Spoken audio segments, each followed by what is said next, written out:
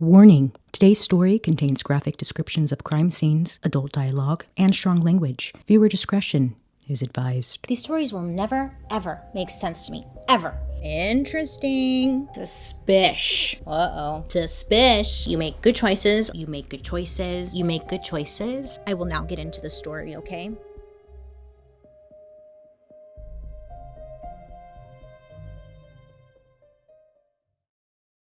Hi, friends, just popping in here to mention today's sponsor, which is PDS Debt. Listen, it's the end of the year, which means it's almost time for new beginnings. And with New Year's resolutions right around the corner, we all think about reading more books or like going to the gym or taking up sewing classes. But what about your finances?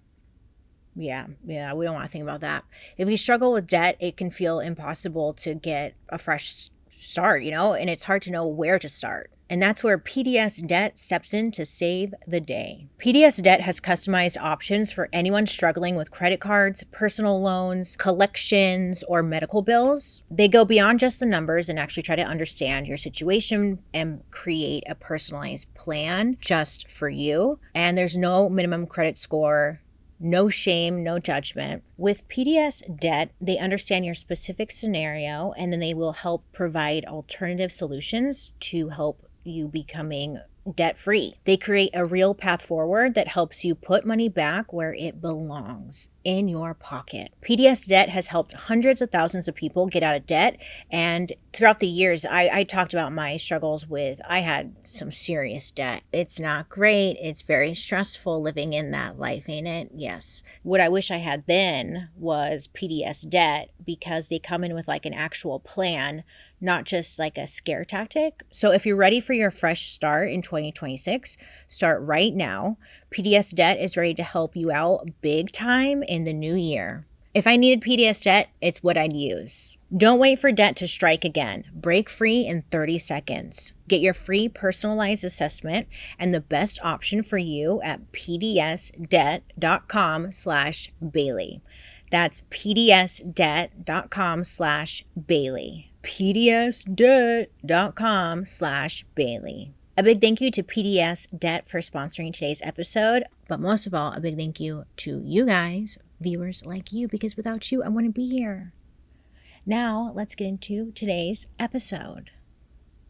Okay, so it's November 4th, 2018, and about a dozen or so friends are getting together to watch a football game between LSU and Alabama. The partygoers are mostly moms who know each other because their children play in the same football league together. But the game isn't the only reason they're getting together. The hostess, her name is Jean Myers, was also celebrating her 45th birthday. And she wanted it to be a girls' night / slumber party because, she wanted everyone to come over, watch the game, drink, and have a place to stay so they didn't have to worry about driving that night. So some of her friends put together the guest list and planned the party at Jean's house in Forsyth County, Georgia. It's worth mentioning, Forsyth County, Georgia is mainly white.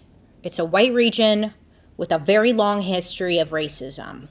Fact. For about 75 years, Black people were not allowed to even live in this county. And if they did, they were met with hostility, violence, and even murder. There were many public hangings held here, or 5,000 to 8,000 residents would show up and watch the public hangings.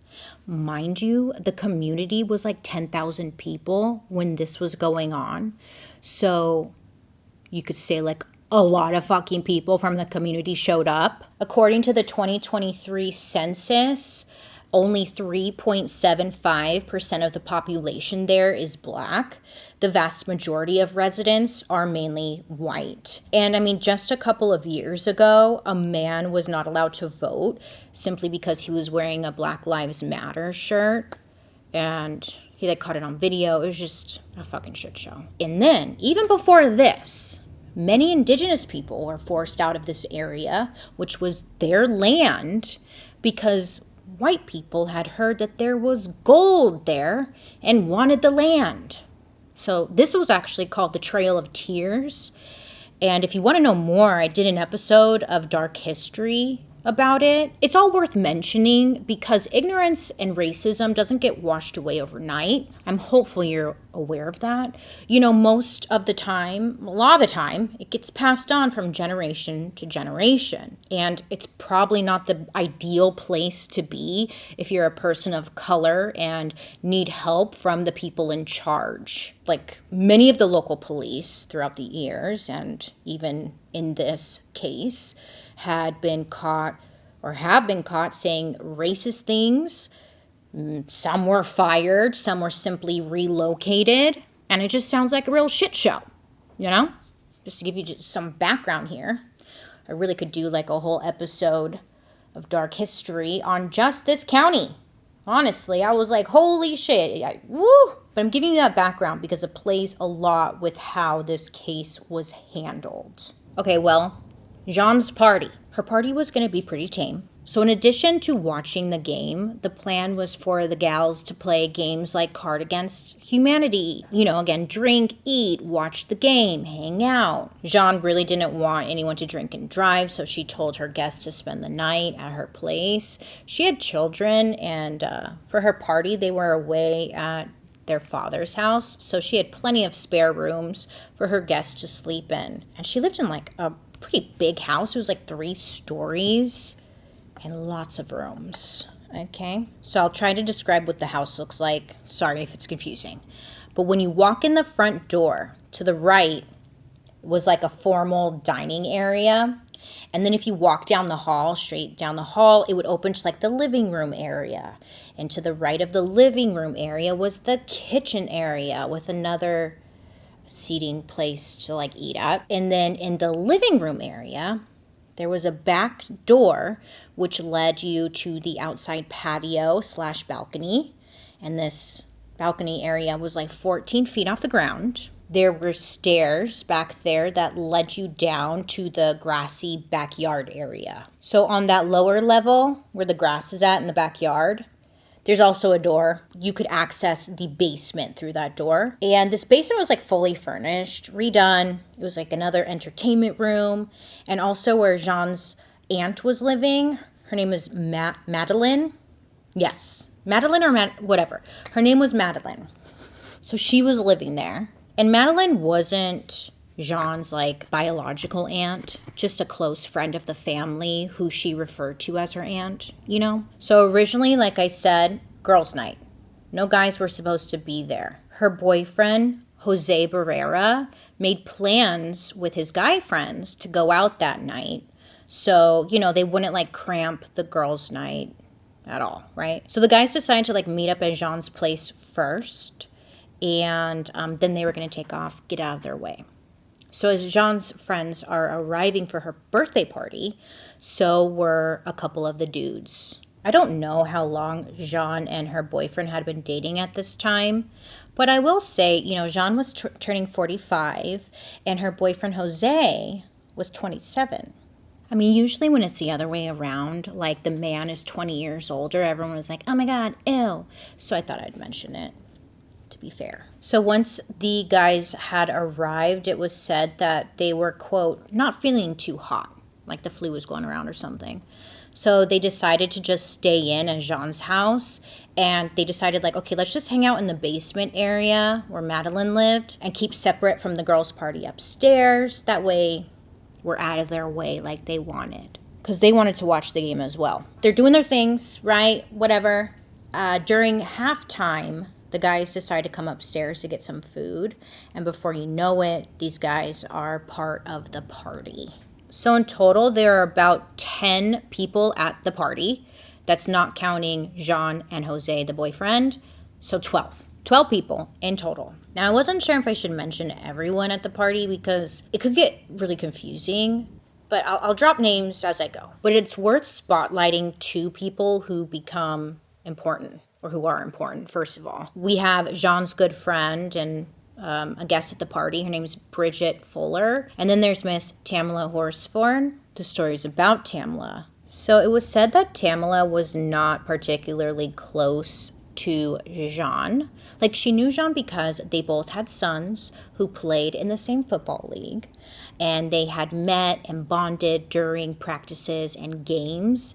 And the weekend before, Tamla was invited to Jean's house for a pumpkin carving party with the kids. But at this point, like, the friendship was still very new.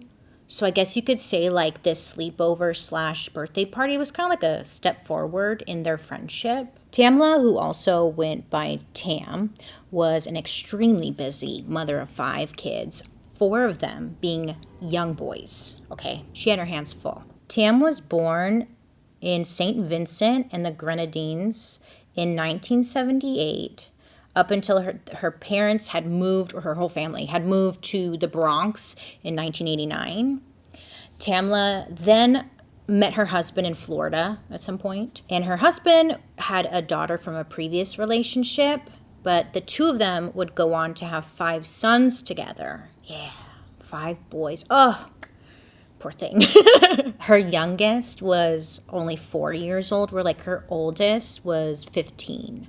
So being surrounded by boys all the time, this was like a chance to let loose with the girls and have a little fun, you know? At the time, Tam was a stay-at-home mom who really supported whatever her kids' activities were. Like, she was always there for them. She was on top of them, always making sure that they got everything done, like their homework done. You know, she's always being present for them, supporting them in any way possible. She was just a very involved parent.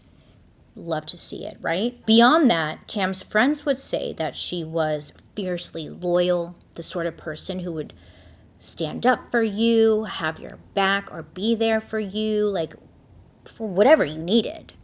Her best friend, Michelle Graves, said that Tam would, like, give you the shirt off her back if you mentioned you liked it. And it's worth noting that, again, all the friends at this party are white. Tam was the only Black woman there. So the first guests show up around 7 at Jean's house, but Tam didn't make it until about 8:30 p.m.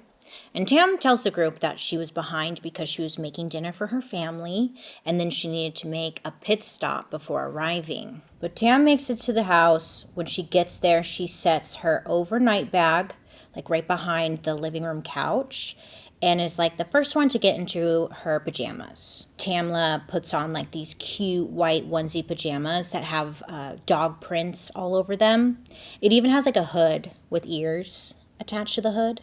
It's just cute, and, like, she was having some fun. It was said that once Tamla had arrived, at that point everyone had started drinking, and I just have to say that these ladies drink, okay?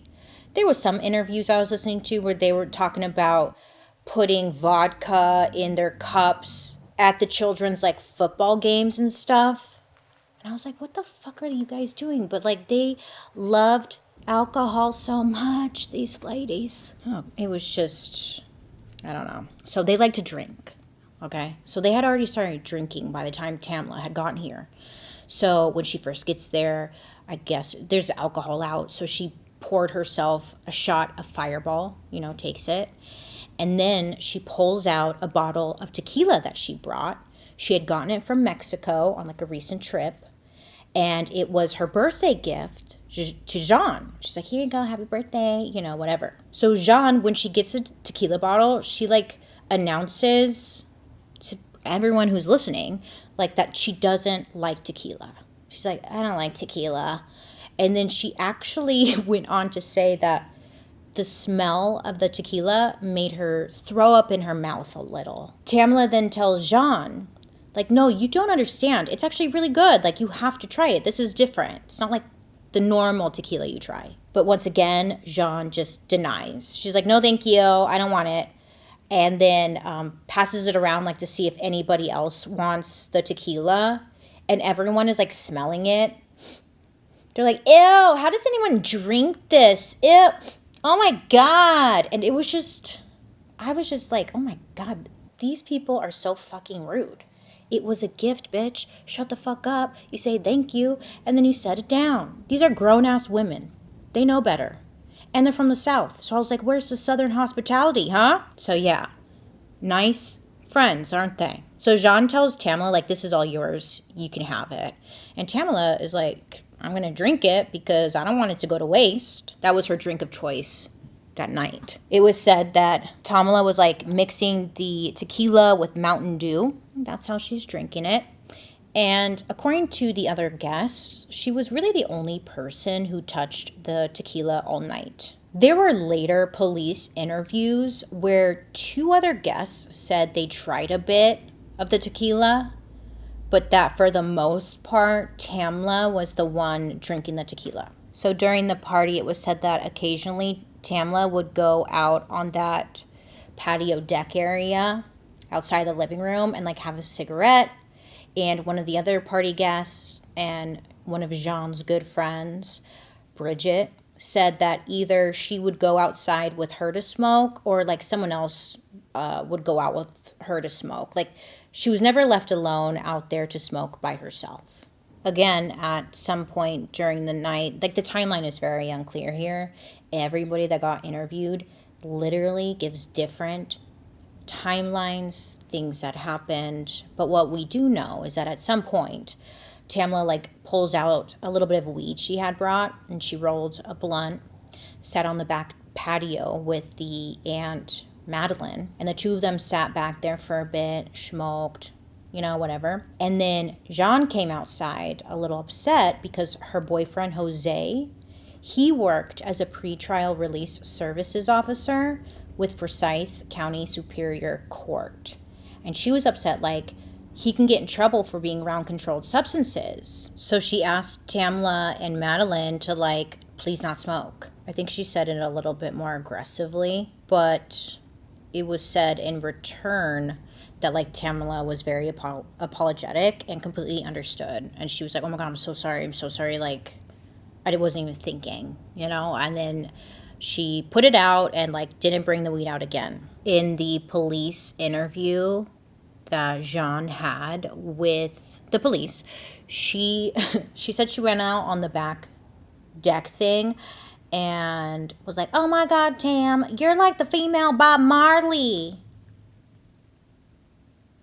Just like a stupid, ignorant fucking thing to say, but okay. So, okay, they go back inside. Everyone continues drinking and watching the game. And by 10:30 p.m., 2 of the guests, they leave.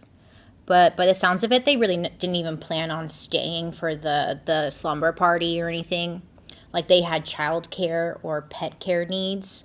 So these 2, they said their goodbyes and then they head out. I'm starting to think the whole smoking thing probably happened after this. Anyways, it doesn't matter. According to Jean, she said around 12 a.m., everyone, guys included, sat around the living room table and played Cards Against Humanity. If you don't know, it's a card game. You laugh, you giggle, you cry.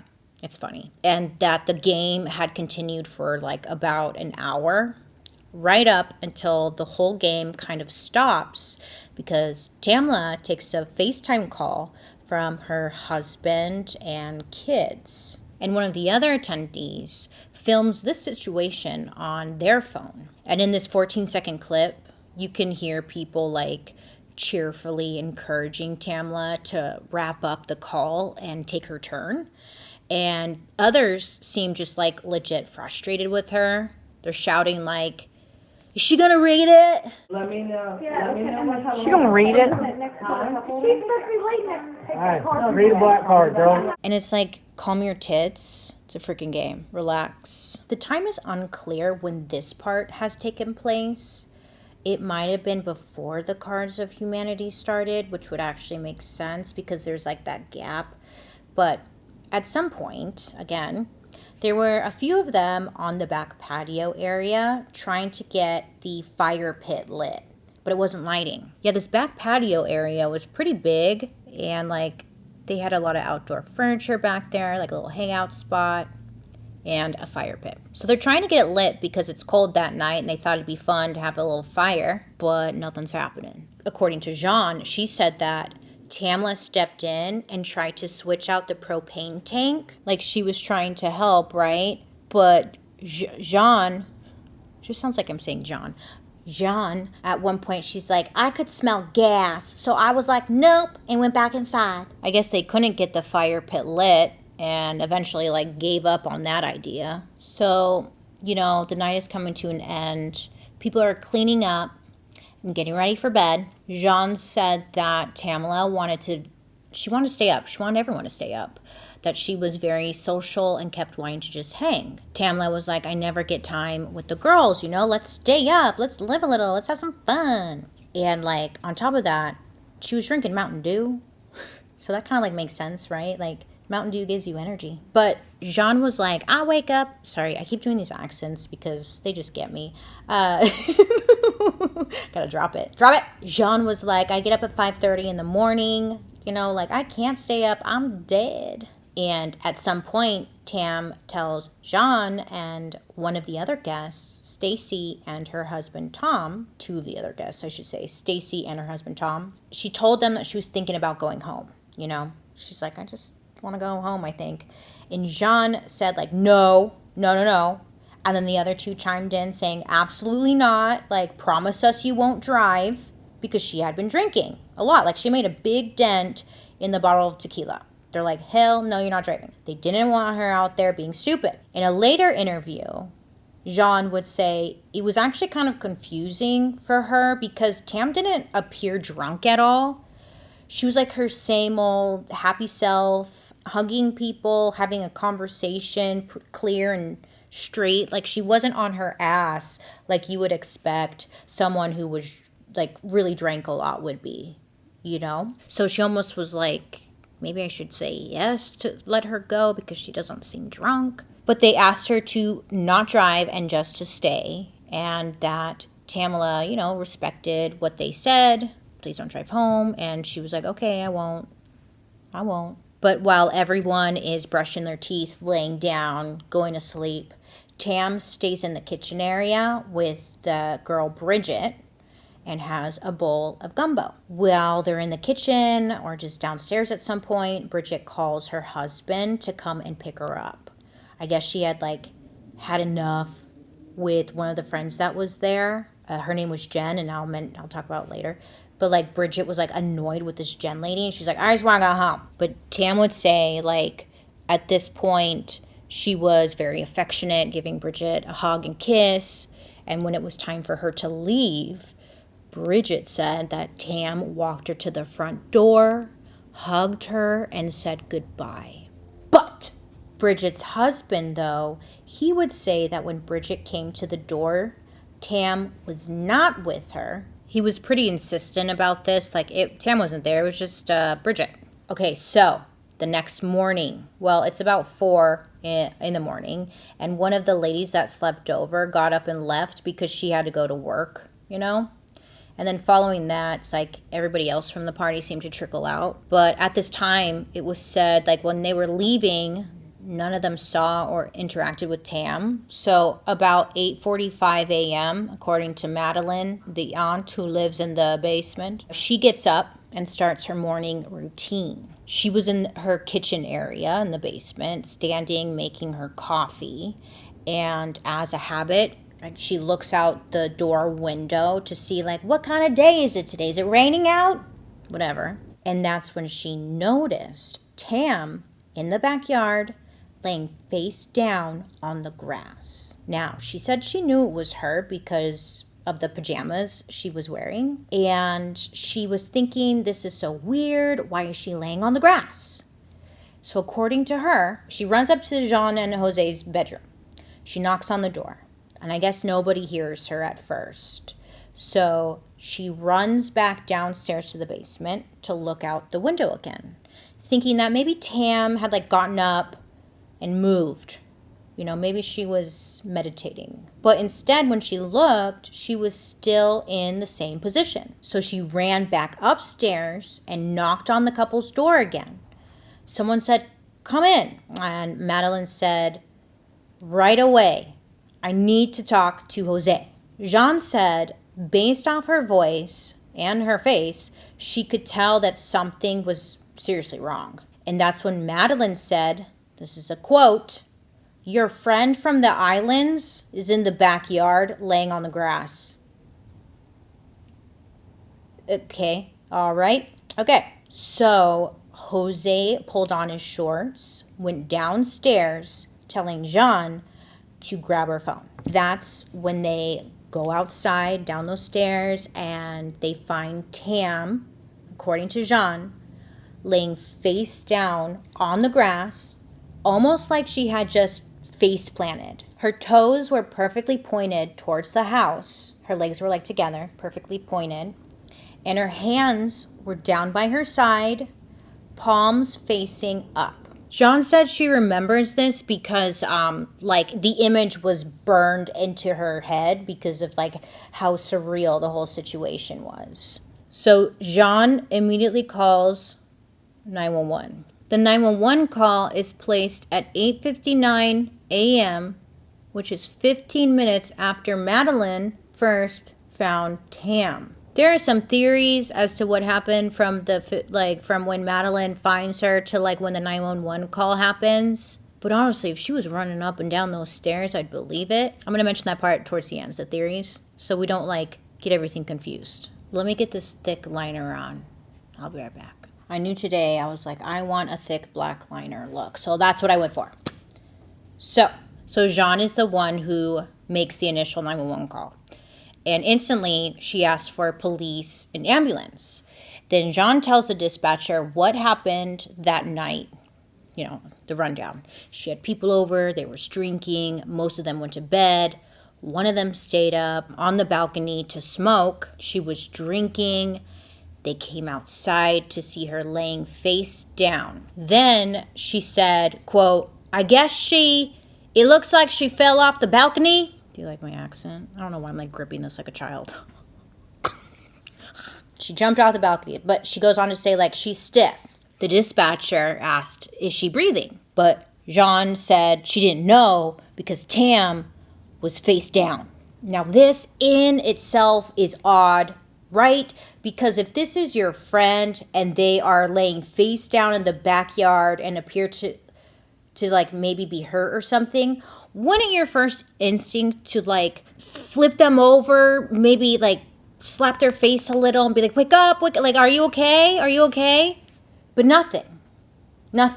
They just left her as is. Then Jean hands the phone over to her boyfriend, Jose. When Jose gets on the phone, he tells the dispatcher, hey, this is Jose. And the dispatcher seems to know who he is. Like, it seems like they know each other. Because she's like, hey, Jose. It just sounds like they recognize each other. Jose tells the dispatcher that she's not moving one bit. She's not breathing. She's stiff. Once again, the dispatcher asks, is she breathing? Like, have you checked to see if she's breathing? Then the call breaks off. At least the 911 call I listened to completely breaks off. It goes silent. As if he said something that they didn't want the public to hear. So when they released the 911 call, like they cut it out. Suspish. Because then it picks back up to Jose mid-sentence talking about her having a small amount of blood on her sleeve. Then the dispatcher asked Jose, like, do you know who it is? And Jose said, I think her name is Tam or something like that. And that he had only met her one other time. It was like, dude, weren't you just spending the whole like night with all these people? Like, okay. But he's playing stupid. Still, at this point, nobody had checked to see if Tam was breathing. They just left her as is. But Jose, on the phone, again, gives the theory to the dispatcher. I think maybe she fell off the balcony. He mentions on the call that the balcony was about 20 feet from the ground and that the railing on the balcony was about 4 feet high. Kind of a weird thing to mention. Maybe it's not, but I was like, weird. Why is he mentioning this? Like, okay, whatever. Jose, then on the call, goes to say that they actually have security camera on the back deck and that they could check to see what happened. And he then mentioned that Tam had a small cut on her wrist that might have been self-inflicted. This was a part that I found later on, not in the 911 call, and I think this is the part that was maybe cut out of the 911 call I listened to when it went silent. Do you know what I'm saying? Because he was suggesting that she may have like cut her wrists, like, you know, like as if she wanted to do that. Do you know what I'm saying? Pretty much as soon as the call ends, the police arrive. It's like within 8 minutes from the 911 call. They check out the scene and they find that Tam's body is not quite exactly how Jose and Jean described it. The main thing that was different was that Tam's left arm was like bent out to the side in a wide V shape, or bent at an obtuse angle at the elbow, placing the hand away from the body with her palm facing the grass and her fingers curled in. It was not straight down with like the palms up like they initially said. I kind of think of the description of her body being like Superman style, initially how it was described, like palms up, feet perfectly pointed, like you, sounds stupid, but like are flying, you know? But when police got there, it was not like that. Her hand was up. Yeah, you get it. Now, her hand being up and stuff would make sense if Jose had followed instructions and took Tam's pulse. Like if he had to like pick up her arm to get to her wrist and then set it back down, you know? But Jose said in every interview he did that he never checked her pulse or moved her body. Not once, he said it. And he was very adamant about that. And same with Jean. Weirdly, he does admit that in order to see if Tamla was alive, he tried to lift Tam's leg and then he tried to bend it to see if she's alive, but that the leg was stiff and that rigor mortis had set in. This is a side note, but who in the hell lifts the leg first to check if someone is alive? I think we could think of numerous ways to check if someone is alive. Like, wouldn't you flip them over? Wouldn't you flip them over? Wouldn't you flip them over, check for a pulse? Why the leg? That's what he said, though. Sure. I mean, I don't know, whatever. I'm going to save my thoughts and stuff until the end. Let me not. So police noticed that her left arm was up and moved. The police also noticed that her right arm was extended down the side of her body, palms down on the grass, not up like they were described. Now, her wrist bone was actually visible poking through the skin, and there was some blood on her sleeve, but it was just a little drop. It was way less than you'd expect, given how badly the bone was broken. So, but here is also another thing. On the crime scene photos of her right hand, there are imprints of grass on the top of her hand. Like her hand had been resting palm up on the grass for a while. Like there were grass imprints. There were also specks of grass left behind on top of her hand in the crime scene photos. So like it appears that her hand was definitely palm up, but at some point it was moved and like nobody has come forward and said that they moved it. It's just straight up bizarre. Jean and Jose were insistent that they did not move her body, that when they found her, that her hands were down by her side with her palms up. And again, they stuck by this throughout all of the interviews. It's just like so fucking bizarre. Like, cause it's obvious someone moved her hands, arms, and it's such a weird thing for anyone to lie about, right? So I guess a ghost did it.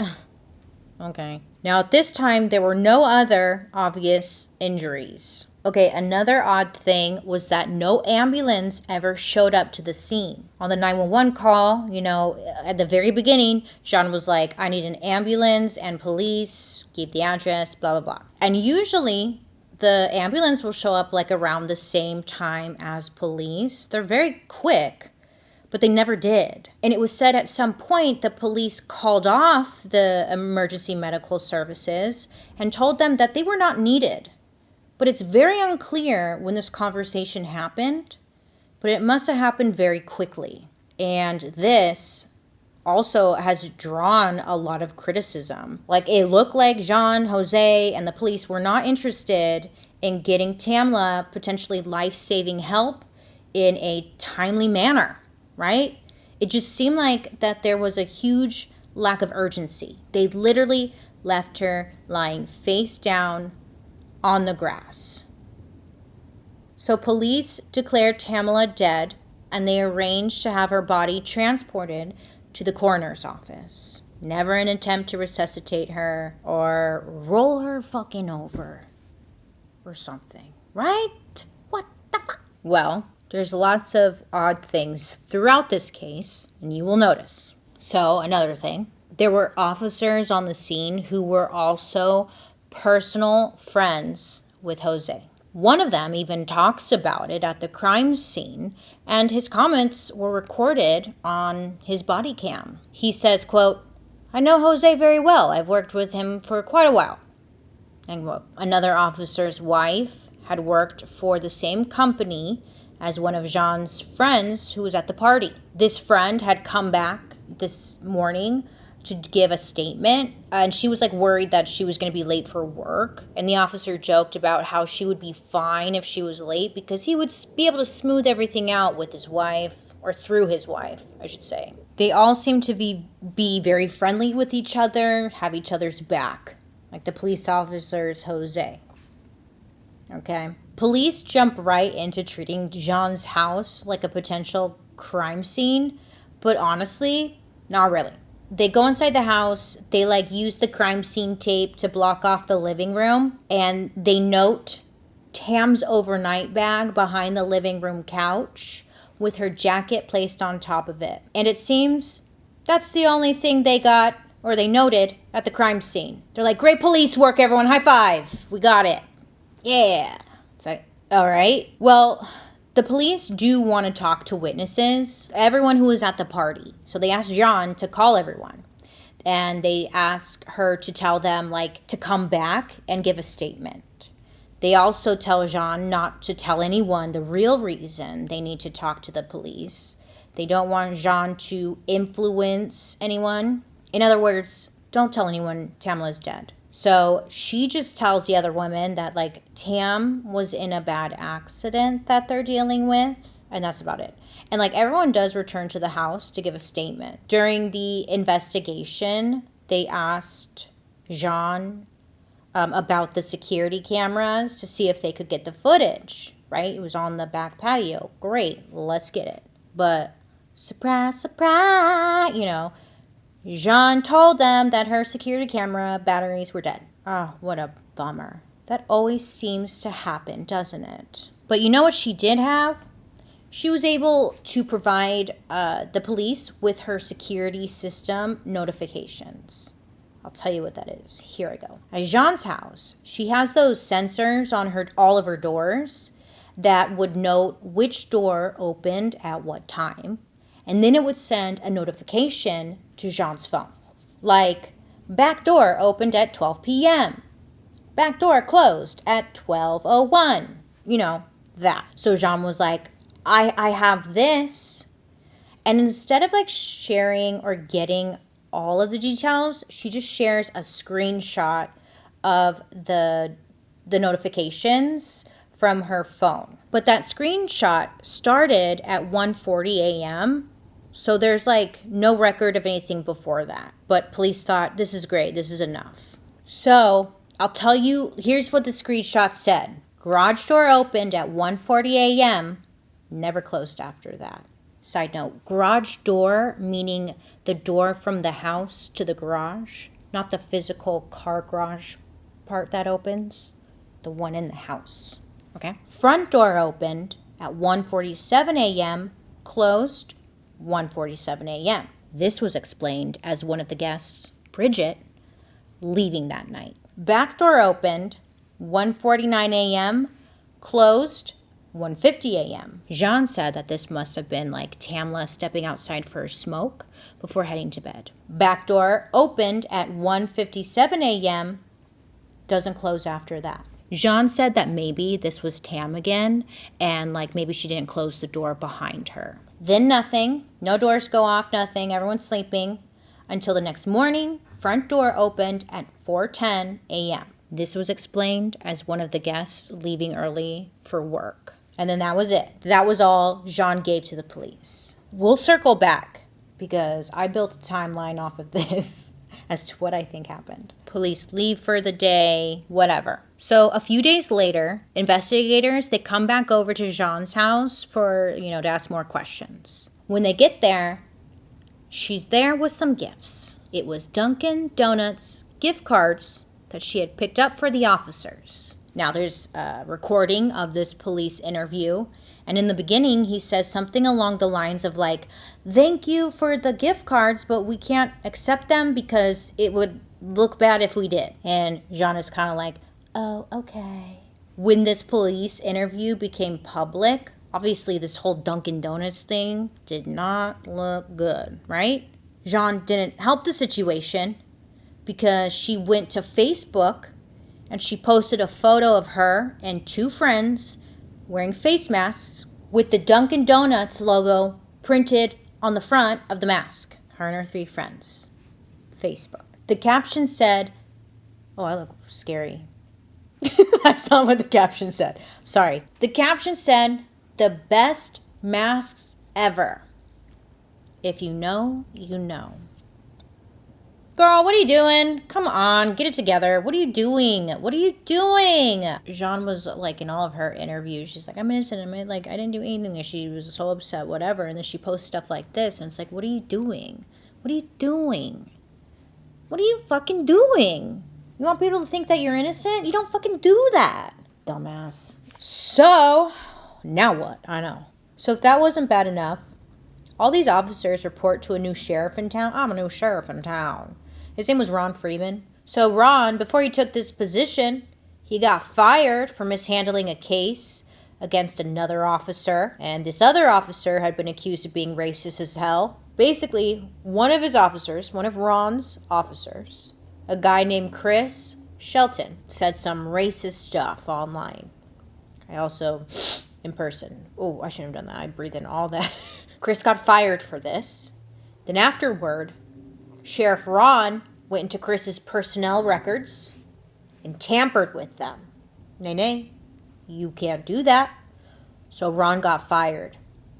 Just like Chris. They both got fired. And afterward, Ron and Chris both went on to get positions in Forsyth County because they get fired, but whatever, they just find a new job in a different county and nothing applies. So I think it's safe to say that there's like a lot of red flags going on here. There was also another officer working on this case. He too posted racist stuff on Snapchat. He actually had like 2 girlfriends and he would communicate with them through Snapchat, and he got caught like fucking them in his police car while on the clock when he was supposed to be like serving and protecting or whatever the fuck. He had he shared photos of Tam's body with one of the girls he was seeing and was like giving her all this like information that he shouldn't have been giving her. He referred to her as the quote porch lady. Fucking shit show. And I'll talk about this more a little bit at the end because there's more.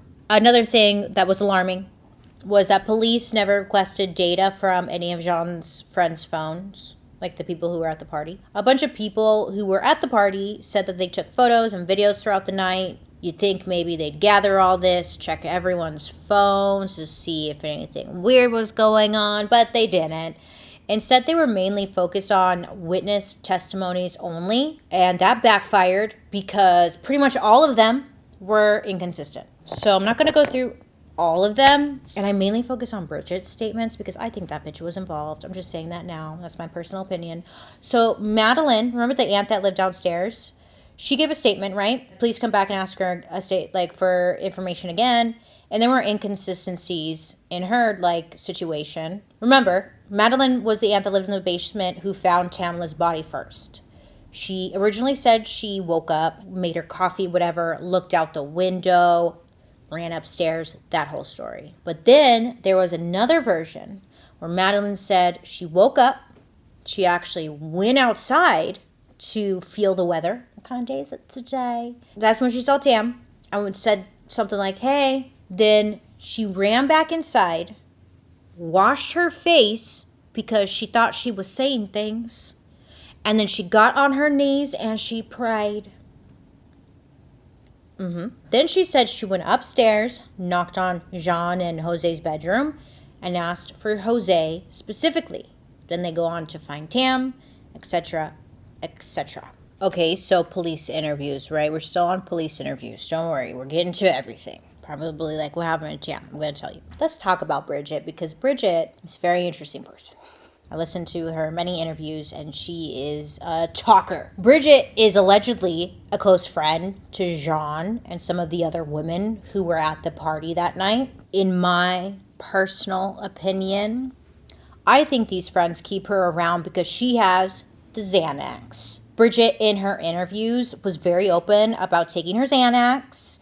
She said it was very precious to her because she has a bad anxiety problem. And I'm not making fun of you if you take Xanax or anything. It's just this woman is out there. Her Xanax was so precious to her that she even carried the pills around with her in a necklace that she wore all the time. Have you seen the movie Cruel Intentions? It's giving that. Like, I bet this bitch watched Cruel Intentions and was heavily inspired.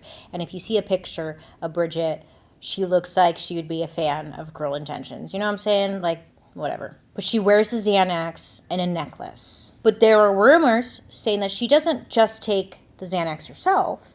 She actually shares her pills with her friends. Oh, yeah. Bridget denied this. No, I never would do that.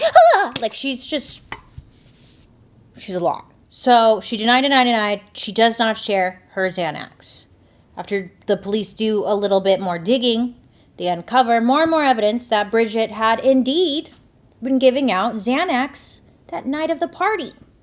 And actually, even the next day. So police put more pressure on Bridget to come clean. They're like, we actually saw the text messages where you were offering pills to some of the ladies. And I love these moments when they get caught in a lie because they just go silent and try and come up with something really quick. And she was like, okay, yeah, I did share pills with one of the women at Jean's house, and after the party, because this friend was on the verge of a mental breakdown. But it wasn't Tam. It was not Tam that I gave Xanax to. And she was super adamant about that. She did not give any drugs to Tamla. She kept saying it. During the interview, they didn't even ask that. She just came out like, I didn't give Tamla any. They're like, okay. Then Bridget does another police interview. And this one was real questionable to me. And this one kept me up at night. I was like, girl, she's a fucking mess. So the police interview starts with the officer asking her, tell me from the beginning what happened that night. Bridget starts by telling the officer that everyone loves her because she's great with kids and that she works as a babysitter for all of her friends because they just love her and they think she is so incredible, that she is the mother hen of the group. And then she goes on to say that she's the best friend everyone would want around because she's always cleaning up around the house, just cleaning in general because she's, quote, OCD about that kind of stuff, end quote. You know those people who clean, like to organize, and they're like, I'm so OCD. And you're like, no, you're just tidy, you know? Tam was very appreciative. I can't tell you how many times that woman grabbed me and goes, I love you. You are incredible. Can we take you home for a while? Because I'm a neat freak too. Yeah. I mean, my OCD, I'm a super neat freak. I'm that perfect friend. I mean, I'm not boasting or anything, but I'm that perfect friend you want to be there at a party. Again, the police asked her to start from that night. Nobody asked her this. Then Bridget goes on this long ramble about how she's not very trusting of grown-ups, that she loves children, but not so much adults. With that being said, she didn't want to spend the night at Jean's house because she didn't feel comfortable around people she didn't trust. She said, if she did sleep over that night, she'd be sleeping with one eye open because she doesn't trust anyone. I don't sleep at strange people's houses. I will stay up all night long. You know, that whole sleeping with one eye open thing. Sure, you're just not comfortable. I have trust issues. I mean, according to Bridget, these were her close friends, so a little weird thing to say. Bridget then goes on to say that Tamla was so loving and fun that night, giving hugs, and even at one point jumped on her lap and grabbed her boobs. And she followed that with, this is a direct quote, my DNA will be all over them jammies. Now, isn't that such a weird thing to say? Her DNA will be all over those jammies? That's weird. Then she said that everyone went to bed and it was just her and Tam in the kitchen. Tam was eating gumbo and she seemed perfectly fine. Didn't seem drunk at all. Bridget said that she was talking to Tam about how sick she was of Jen. This was a girl, another party guest. I guess Jen was just driving her nuts. She told Tam that Jen's just too needy and how annoying she was and how Jen was going on and on that night about how nobody liked her and it was so annoying. Again, it was like, so what happened that night? like, okay. Bridget said, while in the kitchen, Tam mentioned to her that she too was thinking about going home. Because remember, Bridget wanted to go home. She called her husband to go home. So Tam had mentioned to her, like, I'm thinking about going home. And then Bridget said that she was the one who told Tam not to go because she had been drinking and instead she needed to just stay at the house, relax for a few hours, lay on the couch and to let her body mend before trying to leave. That there was no reason to do anything stupid. That's what Bridget said. Now, Jean's statement, she said that this conversation with Tam did happen.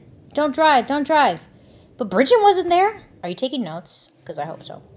You're going to need it. Bridget then goes on to say that Tam was a seasoned drinker, that she could spot it, but she wasn't like sloppy or on her ass like their friend Jen.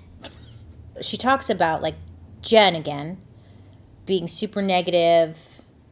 Jen, she sucks. And to me, this is a side note, she seems like she's looking to like point the finger at someone else. That's what I was gathering. Bridget goes on to say that she called her husband to pick her up, and when he arrived, TAMLA walked her to the front door, gave her big hugs, gave her a kiss on the cheek. Then Tam told her, quote, I just really love you. And that she, Bridget, responded to Tam by saying in a sweet, like, church lady voice, No, you just love the things I do. I'm the mother hen. And then that Tam responded to that and said, No, you're just a good person. And Bridget said, Thank you. Now take yourself in the house and finish your gumbo. This is what she saw in the officer happen. Like that was the conversation between them. Again, my own opinion here. It sounded like she was trying really hard to prove to this policeman that like, see? Everyone loves me so much. Even Tam loved me. She was kissing me and telling me how much she loved me. Bridget said she then left, hopped in the car with her husband, and they took off. And this happened around 1:45 in the morning. Bridget's husband, like I mentioned earlier, said that it was just Bridget he saw.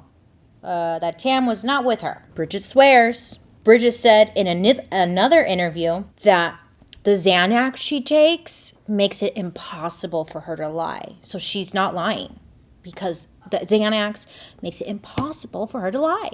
She's like, I can't lie. I was like, okay, girl, shut up. Then, without police asking, she goes on to state what happened at Jean's house next, even though she just said she left at 1:45. In the interview, she says that she's like, at 1:55 or so, I gotta stop with the accent. It's just so She said that at 1:55 or so, Tam walked out onto the back deck to have a cigarette, and that the back door opened, but never shut. That there was a cigarette and a lighter left on the back porch that hadn't been smoked. This is when the officer cuts in, kind of stops her and says, like, who told you this? And Bridget starts to say, this is a quote, Jose had meant, she stops herself and then continues, I did pick up the lighter. She stops herself. What happened was that he picked up the cigarette and light and put it on the fireplace. The fuck are you talking? Huh? Then she went on to describe exactly how Tam's body was positioned when she was found, even though Bridget was long gone by the time anyone saw Tamla's body. She even went on to say that she thinks she might have an idea of how Tam fell. She suggested that Tam may have climbed on top of the propane tank that was on the balcony, then jumped off of it on purpose. Saying, quote, there was a gas propane tank sitting there, and what possessed her to use it as a step stool, she had no idea. End quote.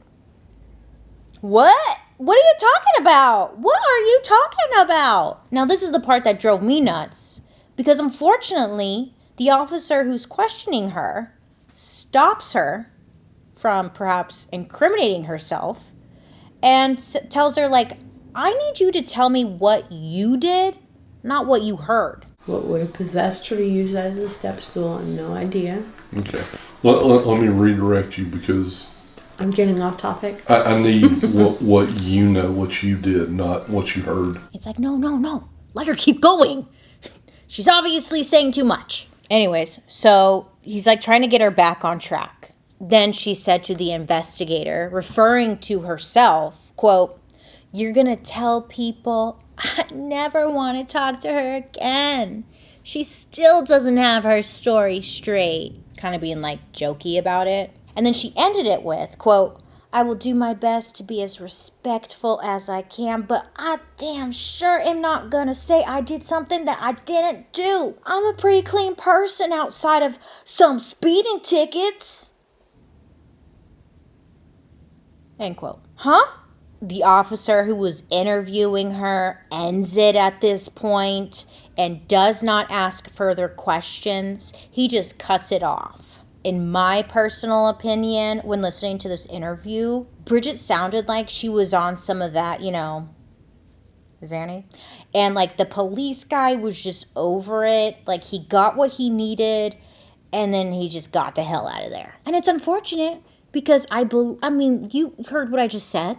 Maybe if he would have pushed a little bit harder and asked, like, how do you know the timeline of Tam's night when she left, and maybe dug a little bit deeper on this whole jumping off the gas propane tank story. Like, hello? Keep Bridget in your mind because you will see why. We are not there yet. Anywho, so that really stuck out to me. Great. I'm sure you can agree why it stands out. So Jose, he also gets questioned. Jose's the boyfriend, remember? He's very questionable. Not only did he work within the sheriff's department, he had many friends within. He had many friends. And one of them was the lead investigator of this case. His name was Andy Callan, Andy, supervisor over the investigation. Many believe the morning Tamla's body was found, before dialing 911, Jose made a phone call to Andy asking what to do, or like giving him the story first and again what to do. Both of them have denied that this call took place, and because everyone is friendly with Jose, nobody asked for phone records or dug deeper into this. Okay, which I think we can agree they should have. Many believe that Andy was biased. Right? Yeah.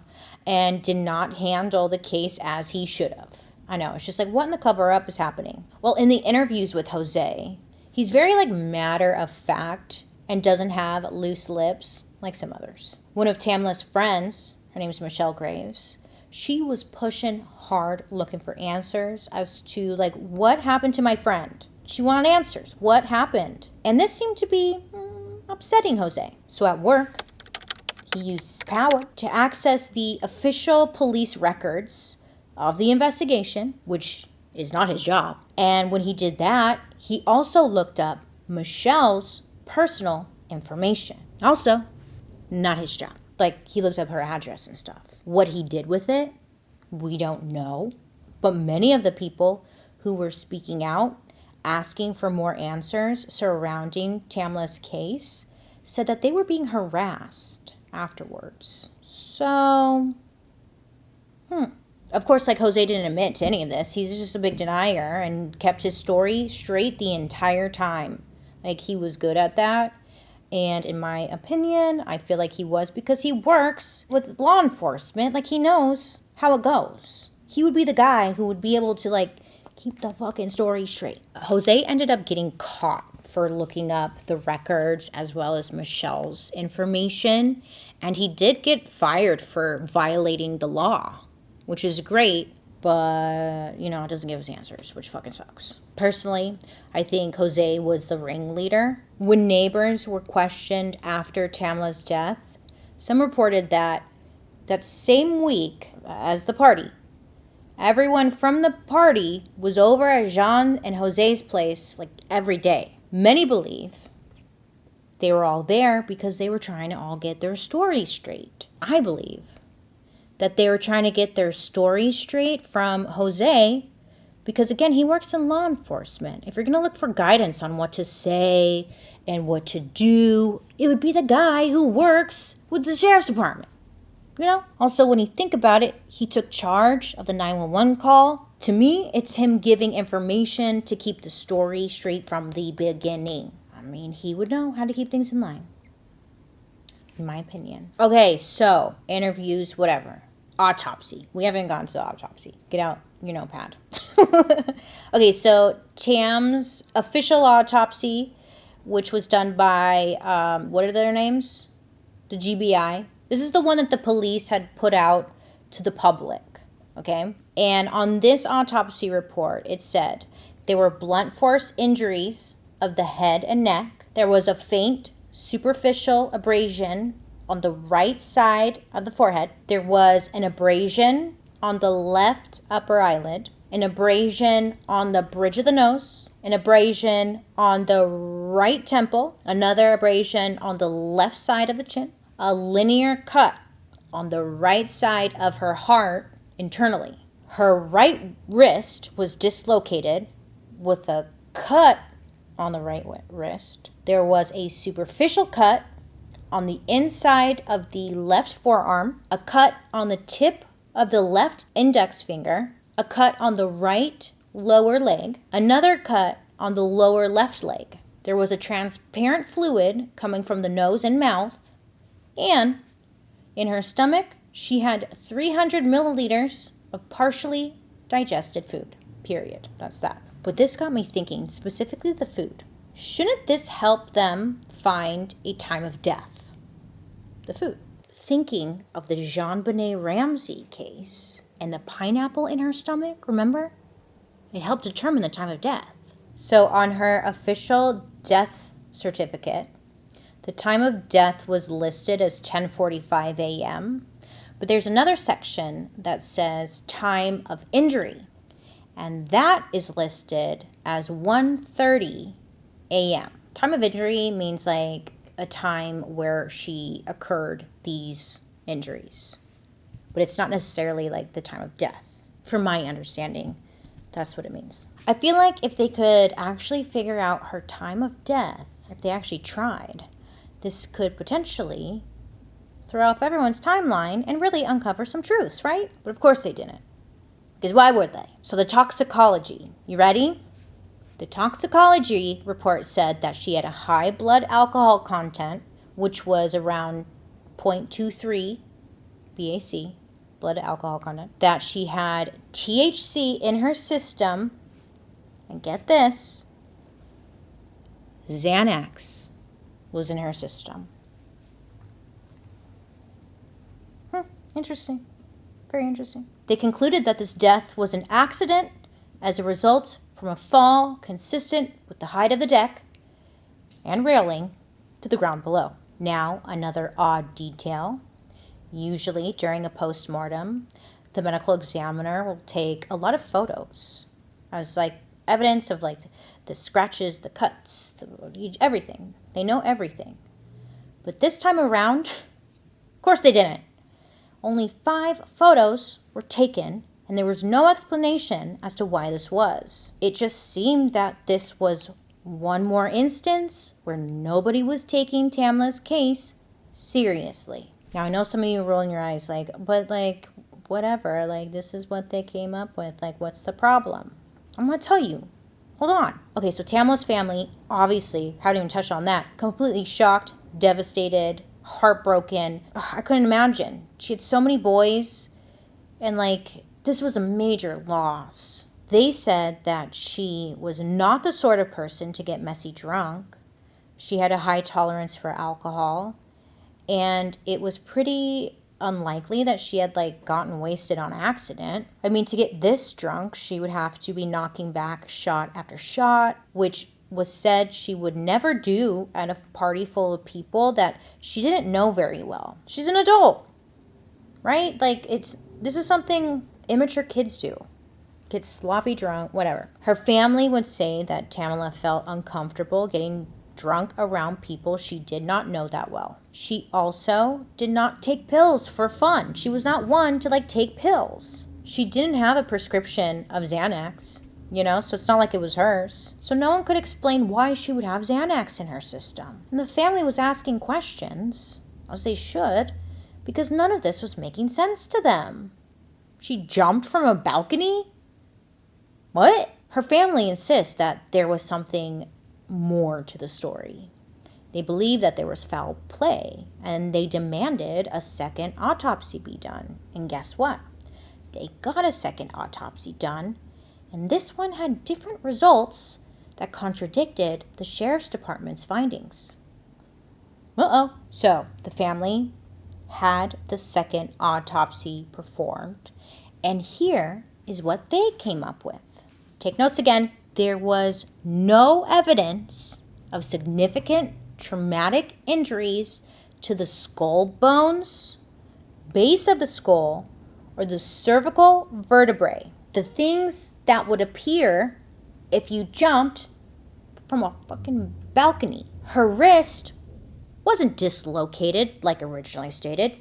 It was actually broken. I mean, even in the crime scene images, the wrist is clearly broken, so why they originally said it was dislocated just completely discredits, like, fucking everything. The bone was popping out.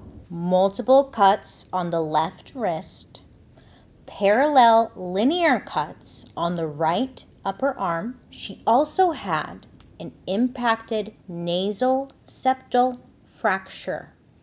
Her nose was broken, like if you hit it upwards. Broken. A scrape on the right frontal scalp. A faint bruise on the left frontal scalp. Red bruises on the upper left and right eyelid. Also bruises on her upper nasal bridge and on the left side of her chin. Linear cut on the left big toe. A cut on the lower. I'm not laughing at this. I'm just thinking about this drawing. I did a drawing to like help me. It's so sad. Don't laugh at me. I'm trying really hard because I was like, this is hard. A cut on the lower third of the right thigh. Linear cut on the upper 1/3 of the left thigh. And a horizontal cut on the upper third of the left leg. So what essentially they're saying is she had a, according to this very accurate drawing, what they're saying is she had a lot of cuts, scrapes, bruises, broken nose, broken wrist, right? So the examiner goes on to say that the absence of blood around the broken wrist is because the break most likely happened near the time of death or after the death. Like, once you die, your blood becomes very sluggish, plus the alcohol, the weed, the Xanax would make the blood just kind of very sluggish. So all of that, that's why there's literally just a drop, like it's wild. He then went on to say that the absence of bleeding and the absence of like lacerations of the scalp does not line up with the cause of death being falling from a second story of a building, period. Police, like, they have to come out and like make a statement or whatever, a cause of death, whatever, So their theory was that on the very early morning of November 5th, 2018, Tam went out onto the balcony to smoke. Then she either slipped or jumped off of the balcony and hit the ground hard enough to kill her. Jumped or slipped. Sure. They don't try to explain why or how Tam's body got moved based off of that initial 911 call, right? And the police interviews. They also don't bother to speculate on why she got so uncharacteristically drunk or They didn't even try to explain how she got her hands on Xanax, which I'm sure we all can guess who provided that. So another theory that police had come up with was that TAMLA had tripped. She tripped. Yeah, this is some great fucking police work if I ever saw it. TAMLA's body was found like right on this grassy area, and by her was like a little divider that separated the grass from the mulch on Jean's lawn. The initial investigators speculated that Tam might have like tripped over the divider, which they believed would explain like the cuts she had on her shins. But this literally made zero sense to anybody with a brain. The divider itself is so tiny. If she did trip over it, her legs wouldn't even touch that divider and get scratched. Plus, it doesn't explain how her body was positioned. It doesn't explain anything. I think they were just looking for an answer. And they're like, she tripped. She tripped. Yeah? Basically, no one's entirely sure how it happened. But again, Tamla's relatives are convinced that someone did something that got her killed. But the case was closed after this. Tamla's family, they haven't been the only people who think this whole situation is suspicious. When the Black Lives Matter protests took off in 2020, Tamla's case was brought back into the conversation. Like pretty soon, tons of people online were posting about her story, talking about her story, and demanding answers. Over 700,000 people signed a change.org petition demanding for another proper investigation be done. Eventually, enough people spoke out that the Georgia Bureau of Investigation reopened Tamla's case in 2020. The problem was that it had now been 2 years since her death. People's memories, not as fresh. People moved. Okay, they got the fuck out of town. The original evidence, like, just didn't exist anymore.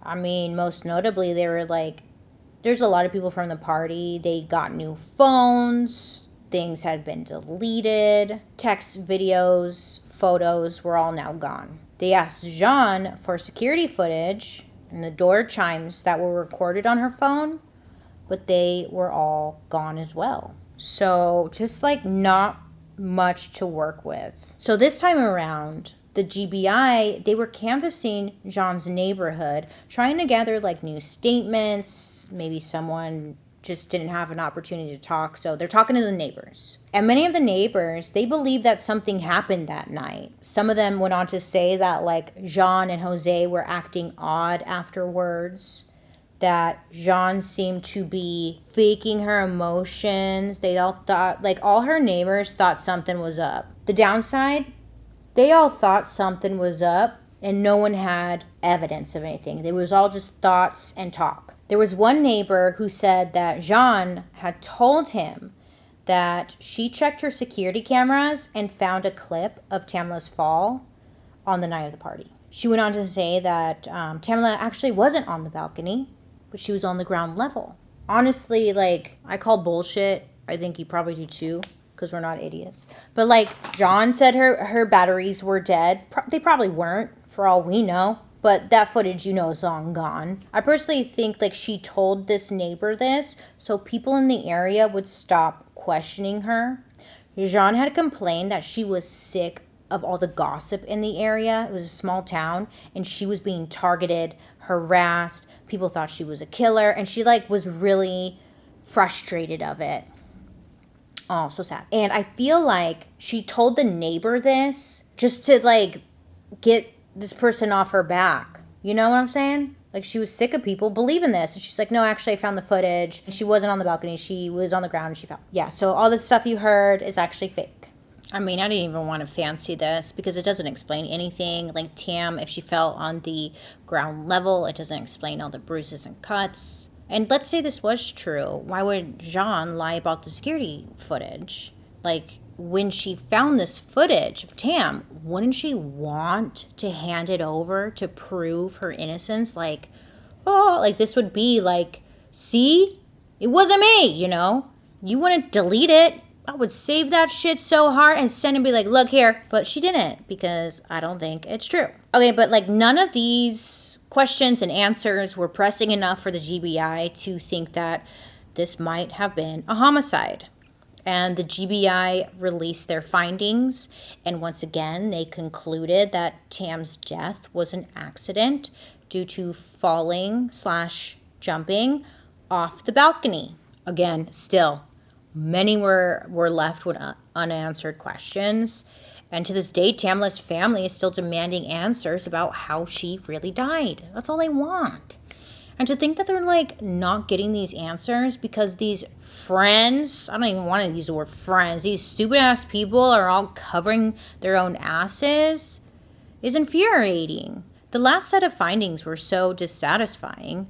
I mean, it's reasonable to keep demanding a clearer, more believable answer as to what happened to Tamla Horsford that night. My God. So there's so many theories and speculation as to what happened. I'll mention some, at least the ones that I kept seeing over and over and over again, but there are a ton out there. First one, some believe that like this may have been an unfortunate accident.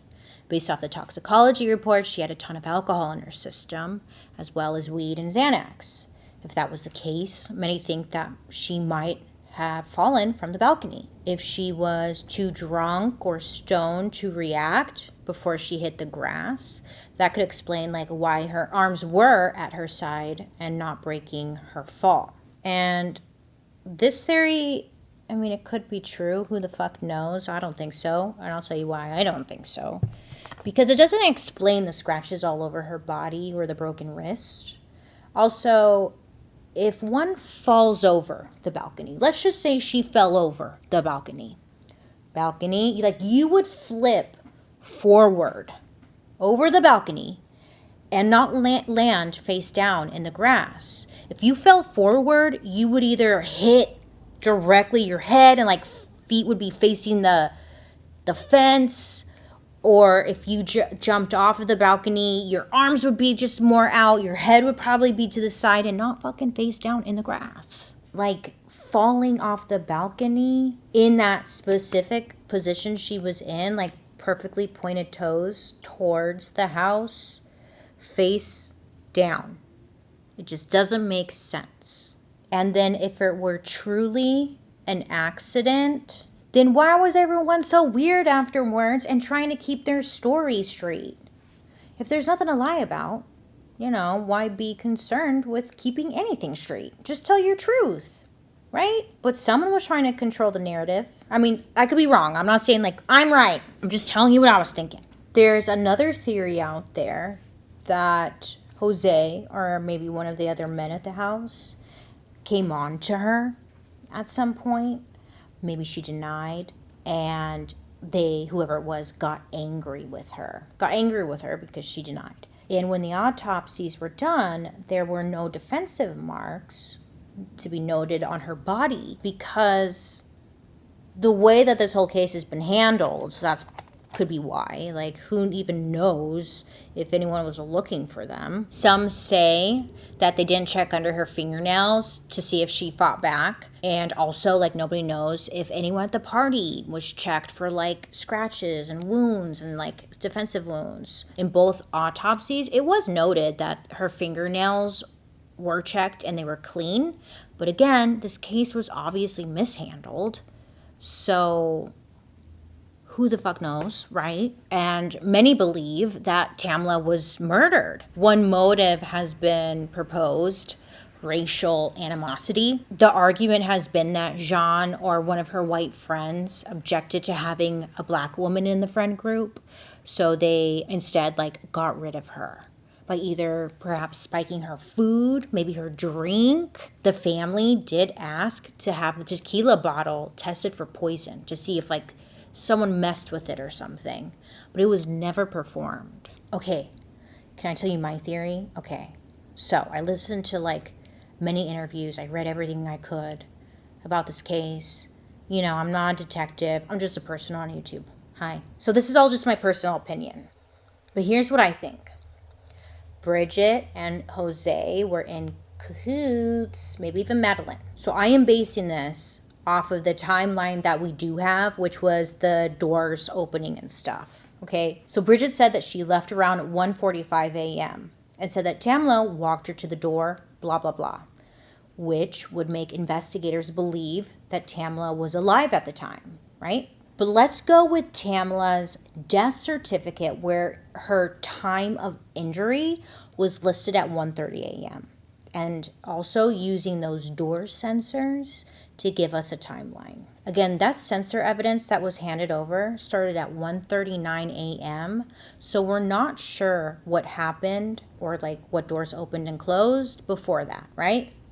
It's all just based off on everyone's word, and they were all fucking drunk, except for Jose. He was said to not be like drinking. Bridget, who the fuck knows? Okay. So Bridget had mentioned that TAMLA was never alone when she went outside to smoke. So I think sometime around 1 a.m., Bridget and Tam were on the back patio together. TAMLA had her cigarette and lighter with her because she was going outside to smoke. And Bridget was like coming along too. TAMLA mentions to Bridget that she's like wide awake. This is my theory. Reminder. TAMLA is like mentioning to Bridget that she's wide awake. She wants to stay up, you know, like girls' night. Come on, let's have fun. Stay up. Or maybe she even mentions that her heart is racing. She's like, oh my God, pounding. Because remember, TAMLA was drinking tequila with Mountain Dew, and she had a few drinks, which would equal a lot of Mountain Dew. If you don't know, Mountain Dew gets you fucking going. You are jazzed up, baby. It's got a lot of sugar in it. Okay, so she's drinking that. Plus, TAMLA had smoked some weed a little earlier, which can also make your heart race. So maybe she expressed just in conversation to Bridget, like, woo, my heart is pounding, or something like that. Like, there's no way I'm going to be able to sleep tonight. Bridget, being the lovely mother hen that she is, offers her one of her Xanax pills from her necklace. Bridget's like, here, girl, take this. It'll calm you down and you'll be able to sleep in no time. So TAMLA sets her cigarette and her lighter down, then takes the pill. Something happens. Maybe TAMLA was like standing too close to those balcony stairs that led to the downstairs. Or maybe there was a push, a nudge from Bridget. Something. Maybe TAMLA was feeling dizzy from the Xanax. Again, something that sends TAMLA tumbling down those stairs. The patio stairs are wood. They're rough. They're thick. And there's a ton of them. So TAMLA's falling. She puts out her hand to catch her fall. It breaks. She hits her head on one of the stairs. It breaks her nose. Boom, boom. Hitting her head on the way down, scrapes her legs, scrapes her arms, scrapes her chin, eyelids bruised, like nose broken. Did I say that? I think I did. Okay. Tumbling down these stairs. She finally lands at the bottom of the stairs, either unconscious or dead. A quick Google search told me that on average, 12,000 people die a year from falling down the stairs. So it's possible. Time of injury, like on her death certificate, 1:30. So let's say it's 1:30. This shit just happened. Bridget panics. She's panicking. She doesn't want the police to know she gave her the Xanax and potentially be responsible for this. I mean, she doesn't know what to do. So she runs inside looking for Jose. He works with law enforcement, so if anyone knows what to do, it's him. So she's like, fuck, I need Jose. In Jean's police interview, she mentioned that she and Jose went to bed around 1 a.m. Again, it was Jean's birthday. She was drinking a lot. So she's knocked out in a drunken slumber and doesn't notice when Bridget peeks into their room and whispers for Jose. She's like, psst, Jose. Or maybe even Jose was like outside of the room in the house somewhere. Either way, Bridget gets Jose and tells him something happened. She's panicking. So they go out back. They see TAMLA. They don't call the police because Jose works in law enforcement. And if there's foul play at his house, potentially drugs involved, I mean, that's not a good look. He doesn't want to lose his job. So maybe he asked what happened. Bridget tells him And maybe they quickly come up with the story then. She jumped off the balcony. She fell off the balcony. Great. Now this is when the door sensor evidence starts. Follow me. Jose or Bridget, one of them runs to the garage door to grab something, right? And remember, it's the garage door that is from the house to the garage. It's that door. The garage door sensor notes door opened at 1:39 a.m. He or she grabs something. Garage door sensor notes door closed at 1:40 a.m. Boom, closed. Whoever it is was like, shit, I forgot something. Reopens the garage door at 1:40 a.m., grabs whatever, and doesn't close the door behind them because panic. That's the last thing you're thinking about, right? You're just panicking. Remember, it was noted that the garage door did not close for the rest of the night. They're doing something. Maybe this is the point when they're coming up with their story. I was thinking in the garage, maybe they're getting gloves, maybe something to kind of clean up, just something from the garage. But then it's now around 1:40, 1:45-ish. Bridget's husband arrives to pick her up. He texts her like, hey, I'm here, I'm outside. And Bridget's inside like, oh, fuck, my husband's here to pick me up. Jose tells her to go. He's like, go, I'll handle the rest. Front door sensor opens, 1:47 a.m. Bridget leaves. Door is closed behind her at 1:47 a.m. This is why in Bridget's police interview, she made it clear that TAMLA was with her, walked her to the door, bleep, blop, bloop, to make sure police believed that TAMLA was still alive at this point. But really, she wasn't, in my theory. Jose, now alone, he maybe goes back into the garage. Maybe at this point he remembers like the door sensors. So he's like, shit, I probably shouldn't close it so the sensor doesn't keep going off. He's doing something. But heads out the back door. Sensor notes back door opened at 1:49 a.m. Mind you, if I didn't say it, back door was the door that led to the patio. Okay, the balcony, the patio. So the sensor notes back door open, 1:49 a.m. He closes the door behind him. Sensor notes closed at 1:50 a.m. Jose moves TAMLA's body, places her on the grass, positioning her so she lines up with the balcony above. Okay? Now, this is a side note, but there have been numerous cases about killers who cover their victims' faces because it rids the guilt of the crime. I bring this up because, like, maybe Jose is having this feeling, and that's why he keeps TAMLA's face down on the grass. He doesn't want to see her because then it becomes real. Maybe it was Bridget. I don't fucking know. Face down. He positions her how he does. Palms up. Feet perfectly pointed towards the house, keeps her face down. And again, lined up, so it makes sense. Jose then goes back inside. Back door sensor notes it opened at 1:57 a.m. and doesn't close after that. Maybe not closing the door was intentional, like to keep it open just in case he needed to go back outside and like do something else really quick. And he, again, was aware of the door sensors and he didn't want it to keep tracking him because there would be more questions. He works in law enforcement. He would fucking know, right? Or maybe he was just done and just didn't fully close the door behind him. Once everything was said and done and in place, Jose goes back to bed and waits until somebody finds TAMLA's body, not him, of course, someone else, and goes from there. The next morning, party guests wake up and leave for work, hence the 4:10 front door being opened. When TAMLA's body is discovered the next morning, he purposely does not want to touch her or move her because he wants police to find her as is. So they come up with maybe she jumped off the balcony. You know, he doesn't want to move her. He wants the police to come up with that conclusion. Again, Jose wants to control the narrative. That's why he takes over the 911 call to keep the story straight and how he wants it to go, right? Either that night, maybe in the early morning, he contacts Bridget. Maybe he meets up with her for all we know, because they're like paranoid about records. But he fills her in on what their timeline is and what their story is. This is why, during Bridget's police interview, she comes with the information as to what happened after she left that night.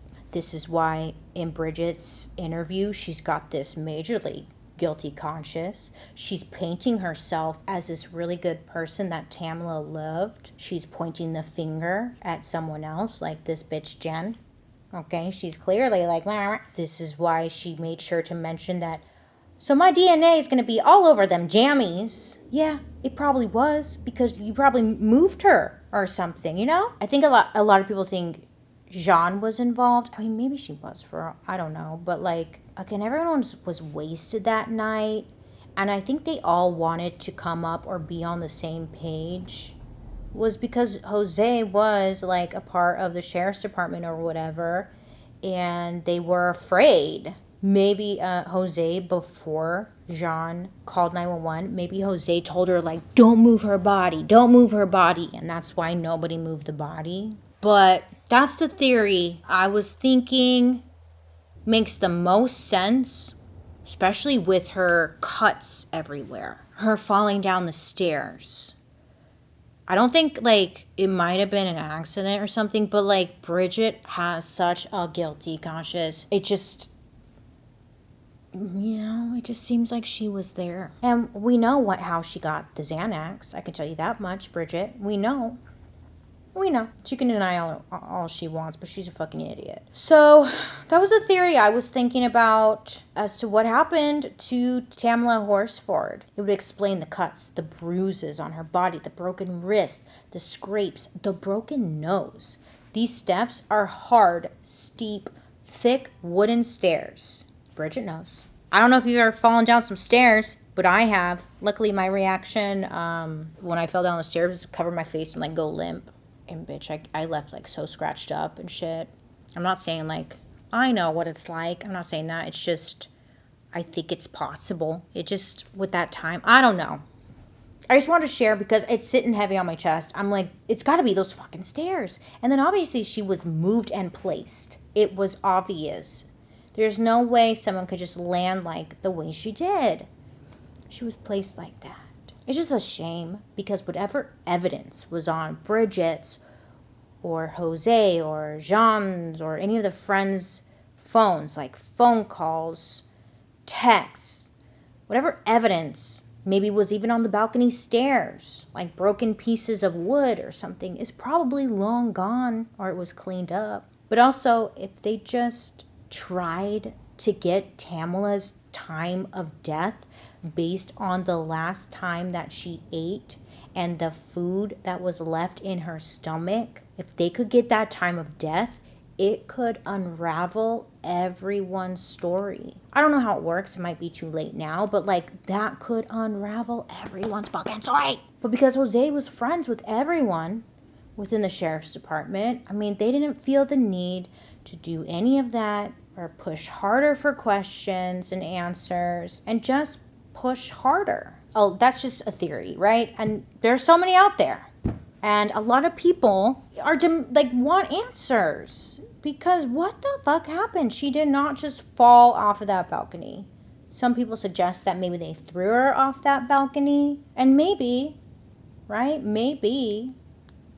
But what about the scratches and shit? What about the scratches? What about all that?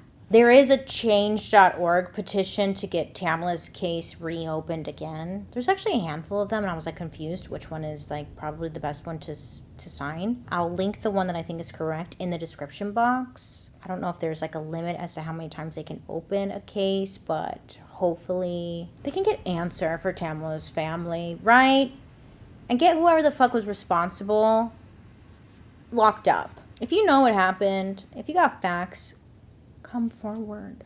Send something anonymously. Come on. At the end of the day, Tamla has this whole family that is left with no answers, no justice, Just so many questions and a bunch of shitty people who just didn't seem to care, right? And you only wish them love and happiness in life, but it's so hard when you can't get answers. Just feels so bad. Let me know your thoughts, theories. You got anything? Leave it in the comment section down below. I would love to hear it. I think I'm done. This was long. Was it long? Well, we'll see. I hope you have a good rest of your day. I like this makeup look, right? Not the hair. I'll leave in the description box down below what I used if you like anything. Like this lip. I love this lip. But other than that, I hope you have a wonderful rest of your day. Thank you for hanging out with me today. You make good choices. Make good choices. And I'll be seeing you guys later. Goodbye.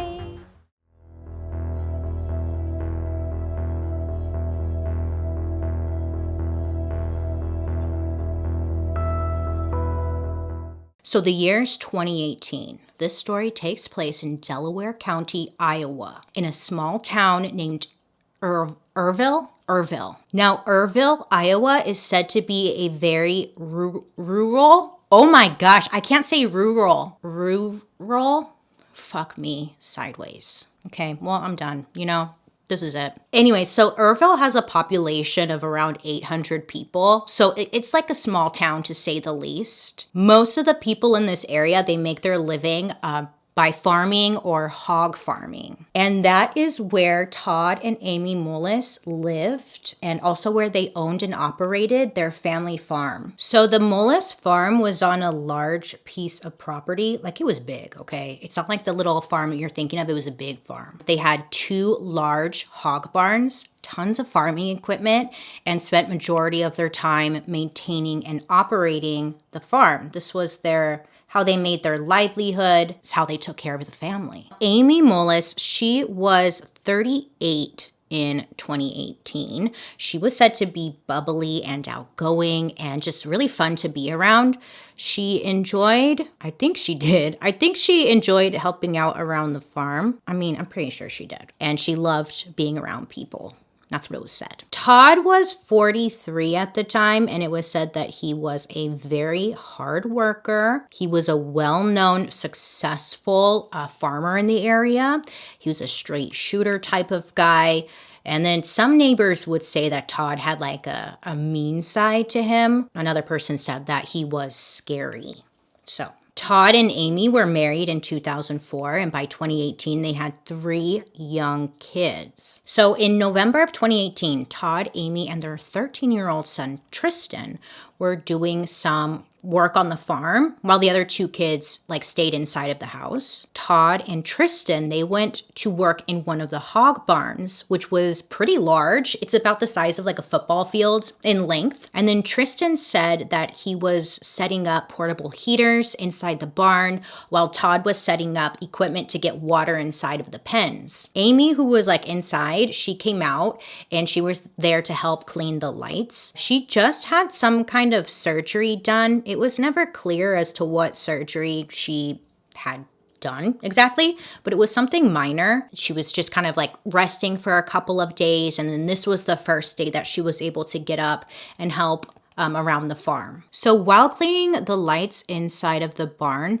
Amy grabbed a bucket, right? And she placed it upside down and she was standing on it to help her reach the lights. Her son Tristan had noticed that she was kind of stopping and she was grabbing her head, and she told Tristan that she was just getting a little dizzy, a little lightheaded, and that she was trying to hold herself on the bars close to her to prevent herself from falling off of the bucket. So she was kind of shaky, and then Tristan asked if she was okay, and she told Tristan yeah, I'm fine. I'm just got a little dizzy. Todd also noticed that she seemed to be getting lightheaded and said that he really didn't think it was wise for her to stay out there and work because he didn't want her to get hurt. So Todd suggested that Amy should go inside the house and get some rest. But Amy insisted that she was fine and it's not a big deal. She's good. So she continues to work. Todd asked Amy if she could grab a pet carrier out of the red shed that was about 30 yards or 27 meters away away from the front of the barn where they were in. They had a bunch of cats and kittens on the farm, so they wanted to gather them all up and put them in the pet carrier. That way, when Todd used heavy machinery, none of the cats would end up like getting hurt or anything, or like in the way of the heavy machinery. So that's what the plan was. Tristan testified that his dad told his mom, if you can get the pet carrier and bring it out, that would help. But if you can't, just leave it and then we'll go get it. This eyeshadow look is really hard to do while I'm talking. So hold on, let me do the other eye. I'll be right back. Okay, so Amy leaves the barn where the boys are working at. And then the two boys, they kept working for about an hour and a half. When they were done, they went to the front office area. Todd looks out the window and sees that like the pet carrier wasn't moved out of the barn. So he assumed that Amy didn't get the pet carrier and instead must have like gone inside the house. Todd asked his son if he could go to the red shed and grab the pet carrier because it wasn't out. So Tristan, the son, he runs over there. That's when he finds his mom on her hands and her knees, face down with a corn rake sticking out of her back. Yeah. Tristan said that he ran up to her, he checked to see if there was a pulse, and then he yelled for his dad. So his dad comes running and he told Tristan to go grab the family truck and to pull it up. Todd said then he pulled the corn rake out of her back, picked Amy up, and carried her to the truck. The shed where Amy was found is very narrow, and Todd said the only way that he could get her out of the shed was by removing the corn rake from her back, and that's what he did. Todd said that at that moment, he just like went into fight or flight like mode and just really wasn't thinking, he was just doing. So Todd said that he picked Amy up and he carried her out. Tristan pulled up the truck, he moved over to like the passenger seat, and then Todd like opens up the door and puts Amy into the truck, laying across her son, bleeding. Todd jumped into the driver's seat and started heading towards Regional Medical Center in Manchester and called 911 while he's driving. Mind you, where they lived, it's like a very secluded area. There wasn't anything around them. It's just like grass. The hospital was like quite some time away. So Todd's just driving. And when he's driving, that's when he makes the frantic 911 call. And he's telling the dispatcher that she fell on a rake. She's not responding. He's frantic, as any of us would be. He then tells the 911 dispatcher that he had removed the corn rake from her back and was just on like full-blown panic mode on the call. The 911 dispatcher was like, "You're driving? Okay, can you pull over to the side of the road?" And Todd was like, "Pull over?" And the dispatcher's like, "Yeah, can you pull over and just start doing CPR?" And Todd's like, "I'll do anything." So he pulls over. Tristan gets out of the car. He sits Amy up and then pulls the seat all the way back so she's laying flat. And then that's when he starts to perform CPR. At this point in the call, you can hear Todd saying over and over again that she's cold, she's not responding, but he's still continuing to do CPR and just yelling like, "Come on, Amy, come on." So a police officer shows up to where they are, pulls Amy out of the truck, and continues to do CPR until the ambulance shows up and takes Amy to the hospital, where she was later pronounced dead. Police officer who arrived at the scene noticed how traumatized the teenage son was. He was covered in blood. He just like had his mom die in his lap, or maybe she was already dead, but either way, it was just like all around sad. There was a lot of judgment around Todd's choices, the decision he made to place Amy into the truck on top of their son. But Todd said again that he was just doing and not thinking through things clearly. The hospital that Amy was taken to was the same hospital that Amy once worked at as a nurse. Now, when she was taken in, they were told that it was just like a freak accident, okay? She must have just fell on this rake, and that's really all they knew. Now, the National Farmers Union has made it very clear how dangerous farming can be, or how just dangerous the job can be. They have tons of information available on how to prevent injuries and death while working. Anything from how to handle the heavy machinery, preventing a rollover accident, just educating on how these tools to help farmers are not to be fucked with. You know what I'm saying? I watched like a ton of these educational videos where they have they use like a dummy to show what can happen to you if you're not being smart. So I watched these like dummies get sucked into things that you just like don't want to be sucked into.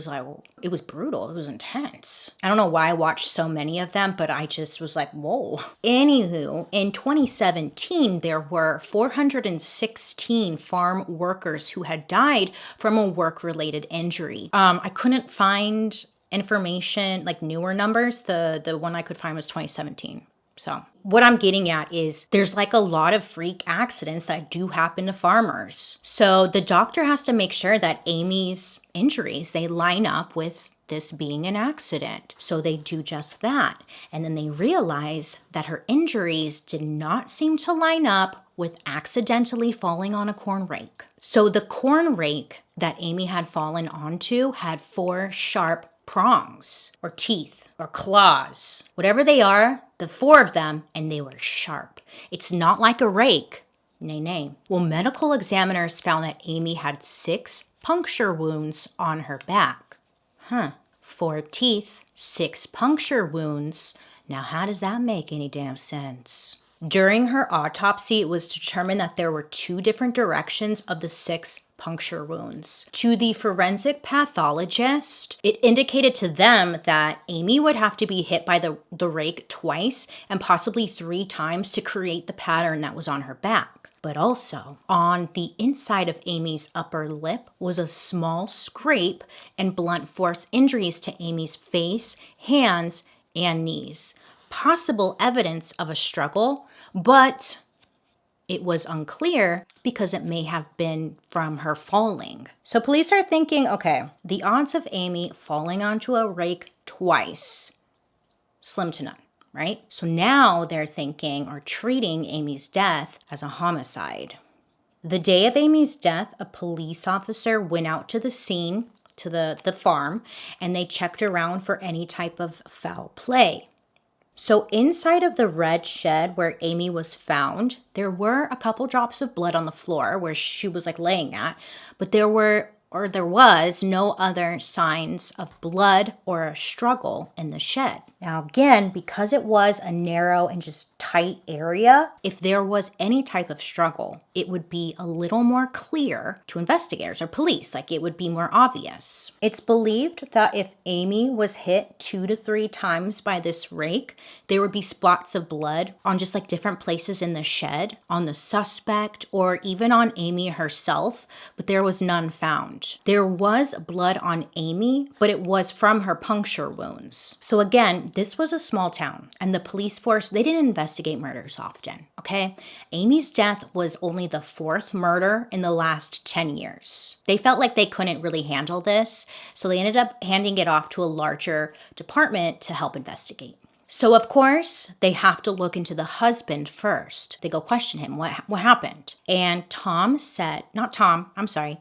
So Todd tells investigators he was in the other barn working with his son. And when the son was questioned, he said that his dad was with him or in his sight the whole time. Like they were working in the barn together. So it was a solid alibi and nobody's story was changing. So they realized, okay, let's start looking around and see if there's something that we're missing. And that's when they learned that Amy and Todd had a bit of a rocky marriage. Amy had 2 affairs throughout their marriage. One of them had been like 5 years ago, and it had come to an end. After her first affair, Amy, she was working as a nurse.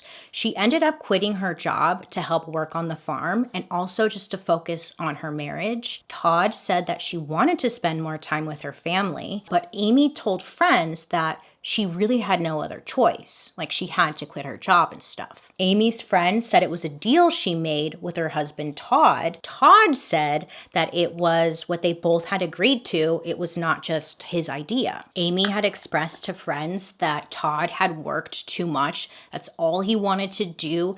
And if he wasn't working, he wanted to stay home. But Amy was a people person. Like, she wanted to go out. She wanted to, like, live a little, you know?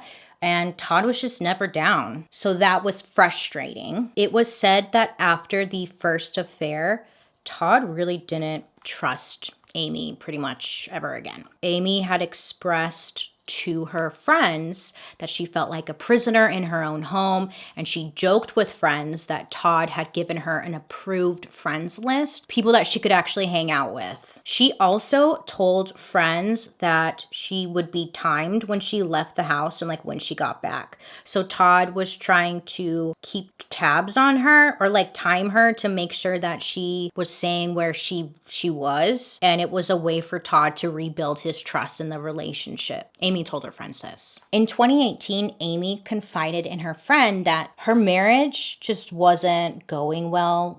She was really unhappy, and she hadn't been happy for a really long time, like for many years now. I'm pretty sure she expressed this to Todd because Todd said that he told Amy he wanted to make it work. He didn't want her to leave. He wanted to make their marriage work, and he wanted to go to therapy together and get some help. But that same year in 2018, that's when Todd said he noticed a change in Amy's behavior, which was raising some red flags. He thought that maybe she was being unfaithful again and started just to get really paranoid. So Todd started looking at phone records and saw that Amy was texting and like calling this guy named Jerry Frazier, who worked as a fields manager for the Mullis farm. Todd is looking at the phone records and he sees that the two of them had exchanged up to 128 texts that month. And he was thinking, I think there's like something more going on. Amy, she worked as a bookkeeper for the farm, so it was normal for she and Jerry to be in contact. But Todd, he was like, I need some peace of mind here because he's just like getting fixated on this possibility of there being an affair. So Todd calls up Jerry and he's asking like, hey, is there anything going on between the two of you? Jerry said, no, nothing's going on. The reason that they were talking to each other was related to the farm, and also their kids both participated in sports together. So it was just all related to that and nothing more. So I guess Todd really didn't believe this because he decides that he's going to call Jerry's wife. Oh yeah, Jerry was married too, and he had a family of his own, okay? So Todd calls up his wife. Hey, have you noticed any like change in Jerry at all? Do you think that maybe he's acting kind of fishy? Perhaps having an affair?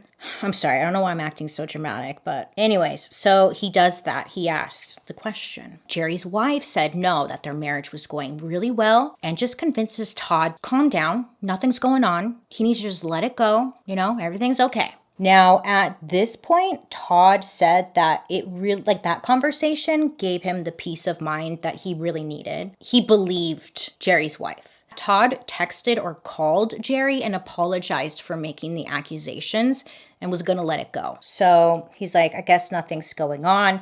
I'm just being freaking paranoid. My bad. I'm in the wrong. But the truth was, Amy and Jerry, they did indeed start having an affair in late May of 2018. They would meet in secret, either on the farm or on back roads. And then sometimes like they would meet at motels. It seemed the relationship was mainly sexually focused for Jerry, but Amy was becoming more emotionally involved. Amy had mentioned to a friend like what was going on between her and Jerry and how she would like really like to get married to him one day. She even mentioned to friends that she was hoping Jerry was gonna leave his wife, but if he didn't leave his wife, she was okay with that, and she was okay with being alone. But after Jerry received the call from Todd, he told Amy like, hey, I think we should slow things down. But with or without Jerry, Amy, she did start to plan to move out and seriously started thinking about filing for divorce. Amy had already started putting furniture aside, so when she moved, she would have like a few items with her already. Now, if Amy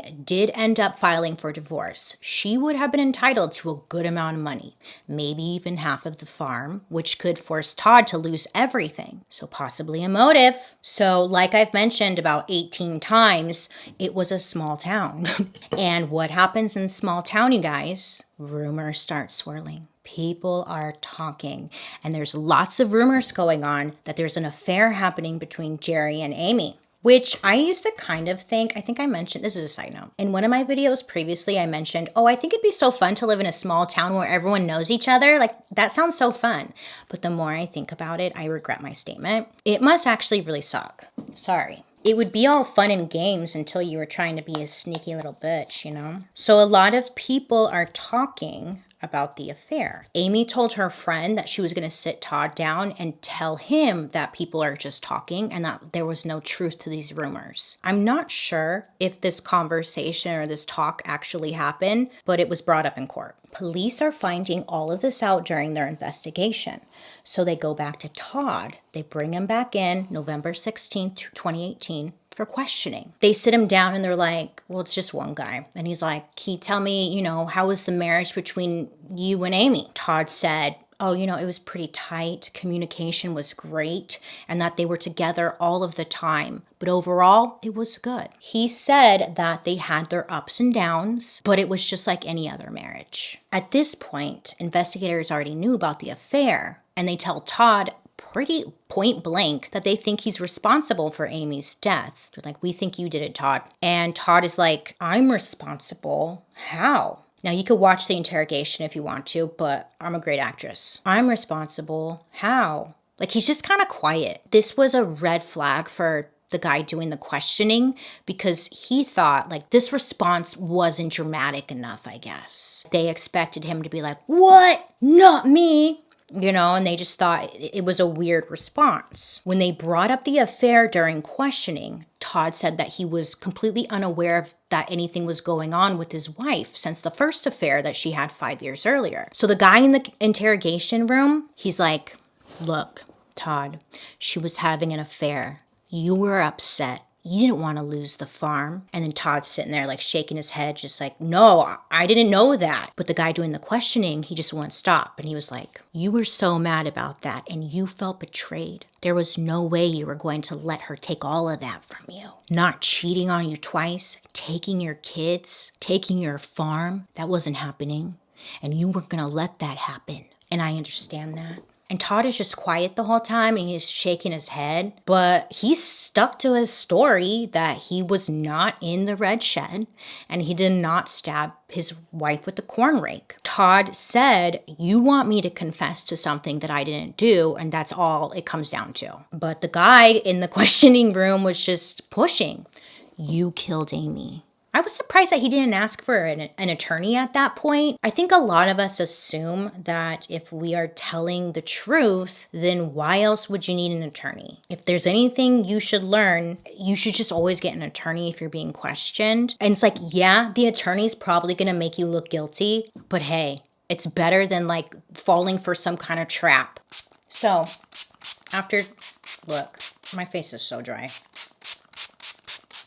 Just let me live. So after 2 hours of direct accusations, Todd was allowed to leave because they didn't have anything on him. So he leaves and he goes back to the farm. I think before Todd's questioning, they needed to weed out Jerry as a potential suspect. So technically, I think this came before Todd's questioning. Sorry. But either way, they had to weed Jerry out as a potential suspect, okay? He was having an affair with Amy. Maybe he didn't want his wife and kids to find out and potentially lose his farm and family. He could have done it. So they go out to Jerry's and they're like, hey, can we talk to you? And that's when he told investigators that the two were indeed having an affair, but Jerry insisted that he did not have anything to do with Amy's death. He said the day of her murder, she and him had exchanged emails that morning. Jerry told Amy that he wasn't feeling too well, and Amy responded saying that she wished she could take care of him, that she's a pretty good nurse. But that day he was working at the farm with his own son.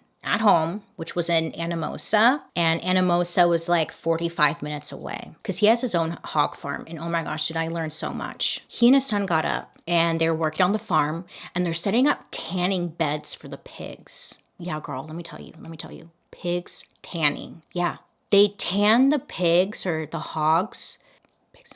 They tan them for hog shows. In winter, they lose all their color. I was like, wait, what? He's like, we said we're setting up the tanning beds. I was like, pigs? I've never related more to a pig, you know? I wonder if they know about like self-tanner for the pigs.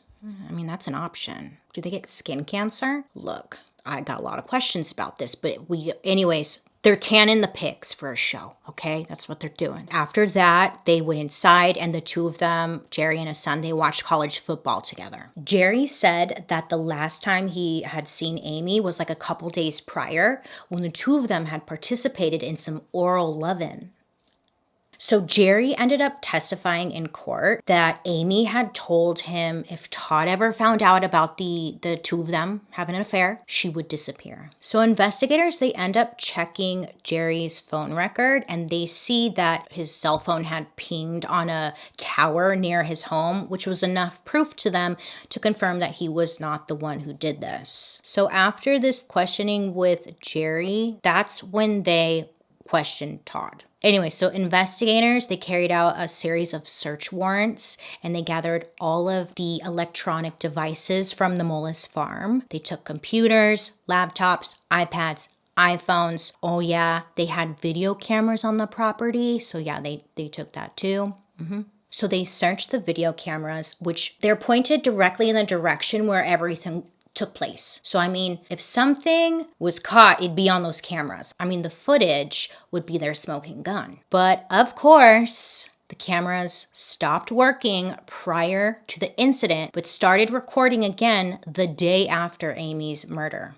Of course, right? Of course. So again, when investigators find this, they're thinking, well, this is proof that it's premeditated.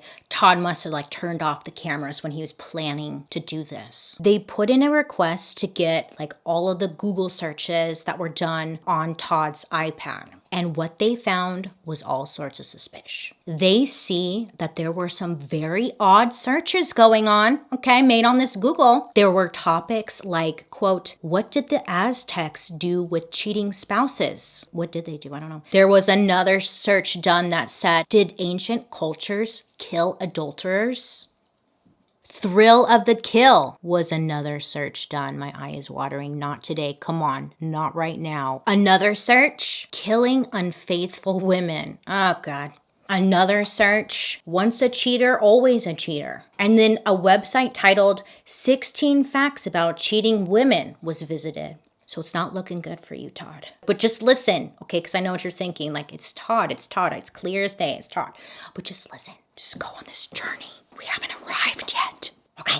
So after this, police are like, boom, that's it. We got him. Todd was placed under arrest for murder in the first degree. He was behind bars for almost 7 months until his trial took place. Now, Todd insisted that he was innocent and that this whole thing was just a freak accident. And he had a lot of supporters who stood by him believing that this was true. So let me tell you, because I watched the whole court thing and it was so frustrating to watch. Todd's team sucked. They blew it. Todd's trial begins, and in the opening statements, his team didn't mention the possibility of Amy's death being an accident to the jury. Instead, they went on to say that Amy was, quote, viciously and deliberately murdered. Now, this took Todd by surprise because that's not what you want to say when you're trying to prove to the jurors that, I don't know, Todd might be innocent and maybe perhaps, it was just all a freak accident. So now Todd claiming that his wife's death was an accident was completely off the table, and this just wasn't even the plan. So the prosecution's case required them to prove that Amy was having an affair, she was preparing to leave Todd, that she was going to be taking the children with her and taking the farm.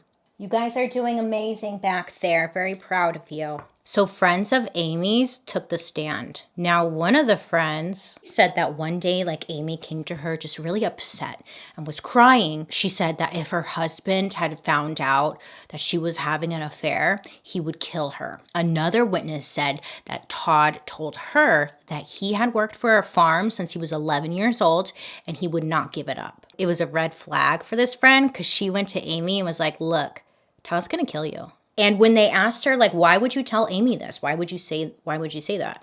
And she said, Todd is just the person you don't want to mess with.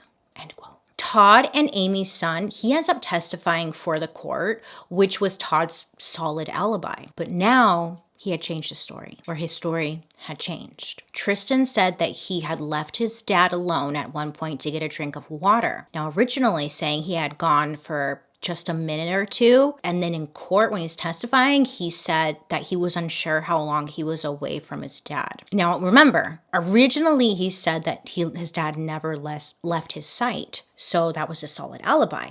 And now he's saying that, he had left for a period of time to get a drink of water. The prosecutors were like, this proves that Todd is the one who did it. As I was watching this, I had some questions arise that Tristan leaves to get a drink of water. And he said, maybe I was gone for a minute or two. I'm not really sure. Could Todd have gotten out of the barn he was working in over to the red barn where Amy was, which the hog barn was a football field length away? So he would have to run that, kill Amy, run all the way back into the hog barn where he was before his son noticed. That's the question that really wasn't answered at all during the trial. And it was driving me freaking nuts. Like, how was that possible without the son noticing? I don't know, because they never answered it. They never even tried to answer it. Todd thought it would be best to take the stand and tell his side of things, prove that he's innocent.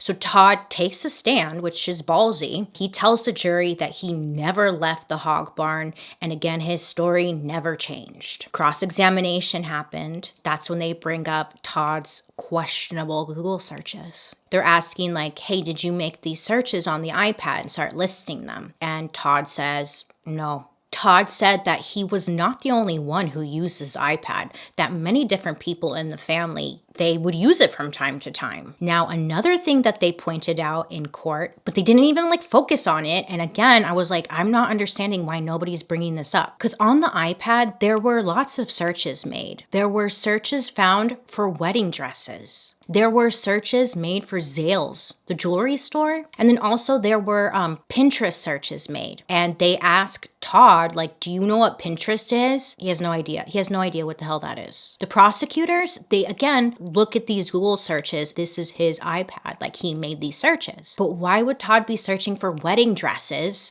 if he was the only one using the iPad? Again, it was another question that was never answered. Yeah, those Google searches are they don't look good. So then they asked Todd, why did the video camera stop recording? Isn't that a little weird? Todd said that they had many cats and kittens on the farm, and where the camera equipment was, there was also a heater right next to it. In the colder months, the cats like to climb up or jump up onto the heater, and they lay on it to get some warmth. He believed they must have knocked the equipment all down and which took the camera system completely off. Todd said the day after Amy's death, a family member mentioned to Todd, maybe your camera's caught something. Why don't you check your cameras out? And he went to go check it out, and that's when he saw everything was offline and it wasn't recording. So he put it all back together, plugged it all back in, and got it back up and running the next day. So that's why the camera started recording literally the next day. I mean, his answers sounded pretty legit. I'm sorry. It did. It sounded legit. So at this point, the Mullis trial was playing live on court TV, and there were many people who were invested in this case. Someone at home who was watching the trial took the time to analyze Todd's 911 call that he made when he was driving to the hospital. This person believed that Todd was saying something under his breath in the call. As Todd was performing CPR on his wife, the person who analyzed the call believed that Todd was saying, quote, cheating whore, and go to hell, cheating whore, under his breath. Now, investigators never heard that until they got the tip from the caller the night before the last day of the trial. Like something out of a movie, I swear, right?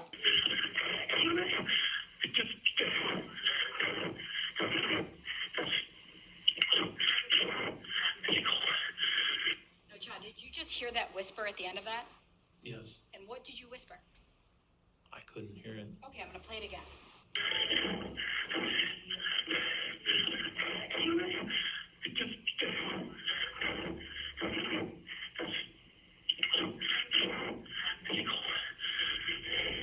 Todd, do you whisper cheating whore right there? No.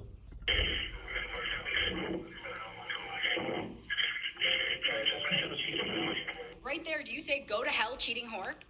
No. So you don't hear that. I didn't hear that word. And it's right at that, after you hear a ping, you don't hear go to hell cheating whore. No. You know when you hear, like, you don't hear anything in a muffled tape, and then someone goes, listen, they're saying banana. And you're like, oh, okay.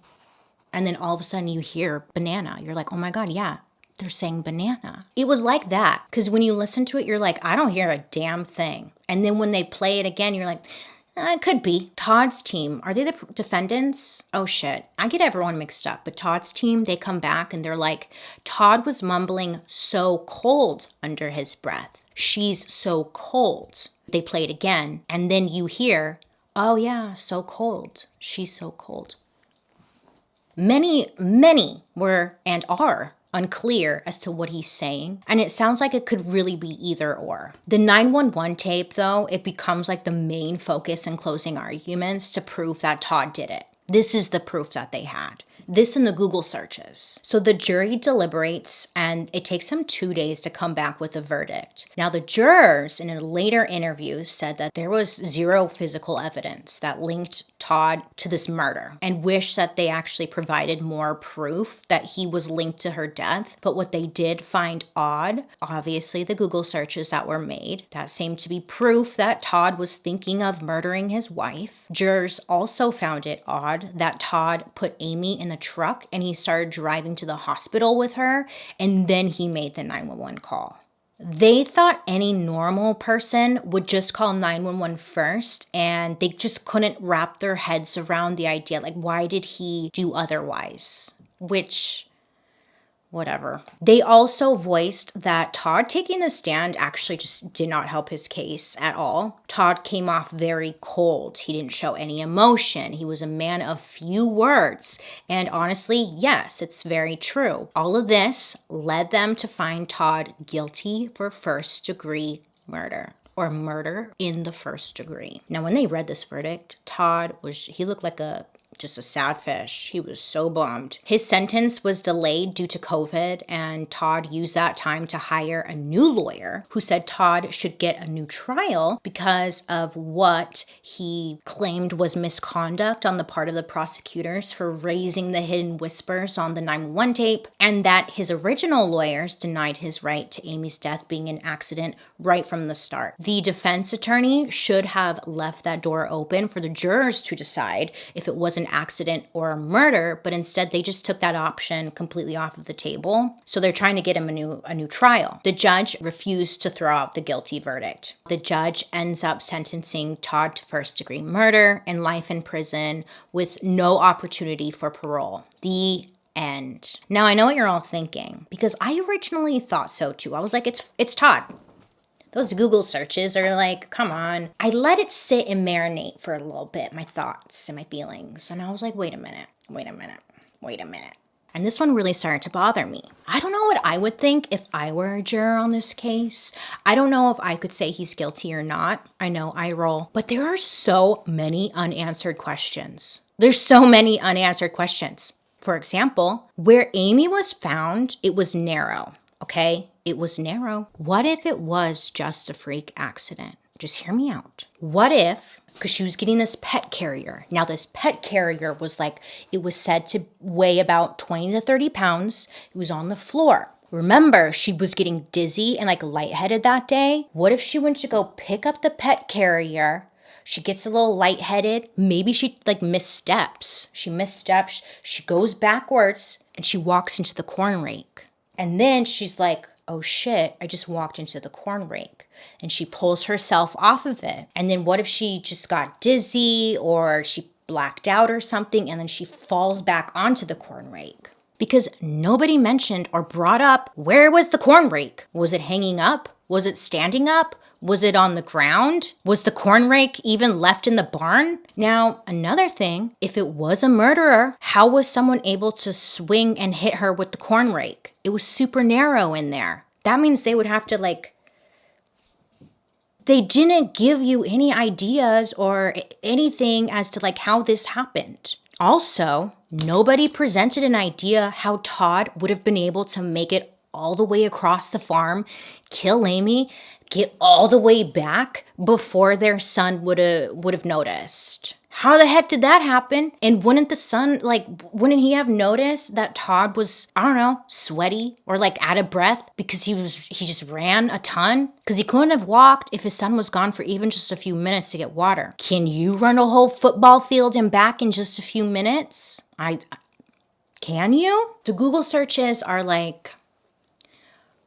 not great. Okay, we don't know what the heck that was about, but maybe he was just Googling it. But if Todd was the only one using this iPad like they swore up and down he was, then again, why were there searches for wedding dresses, jewelry, and Pinterest? If Amy was paranoid that something was going to happen to her, if Todd found out she was having an affair, maybe she was Googling what could happen to her. Maybe she's Googling signs of women cheating so she knew what not to do. And I'm not trying to blame her here. I'm just trying to look at all the options because they were not talked about, mentioned, presented in court at all. It's just weird. And there's too many unanswered questions.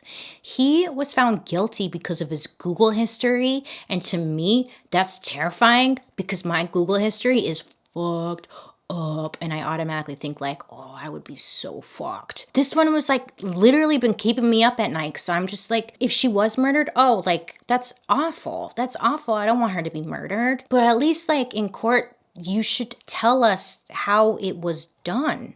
Does anyone else think that's fucked up, or am I literally just playing devil's advocate here? You could tell me if I'm being wrong, if I'm wrong. Anyway, so I know there's gonna be some pigs out here in the comment section, probably just got out of their tanning beds, saying she deserved it and she was less than because she was having an affair or something. And let me just make it clear, nobody deserves to die for having an affair.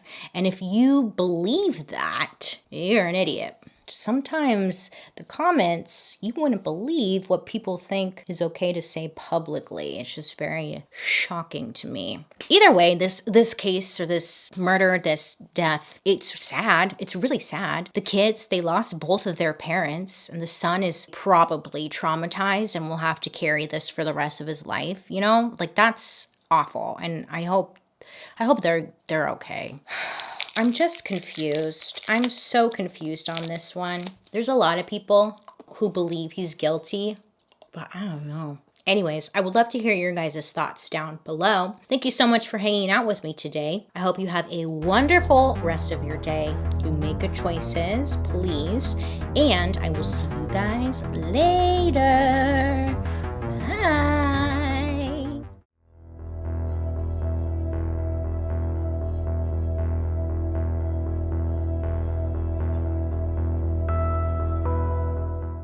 We've all had one of those nights where you're mostly having a good time with your friends, and then maybe when alcohol gets involved, it's kind of two people start getting into little petty fights over absolutely nothing because somebody drank too much and it's just being annoying, And it's no matter how much you love and respect your friends, sometimes it's inevitable that little conflicts will come up, And sometimes tensions can just kind of build and boil up in unexpected and weird ways. I mean, worst case scenario, a night of bickering can ruin an evening and lead to some tension afterwards. Or maybe you and your former friend just part ways. But most of the time, these petty arguments aren't matters of life and death. But according to some people close to this case, what started as one of those petty little fights is what led directly to the murder of JALEAYAH Davis. Have you heard about this one? Yeah. Around about 6 p.m. on Friday, November 18th, 2011, Toby Davis says goodbye to her 20-year-old sister, JALEAYAH.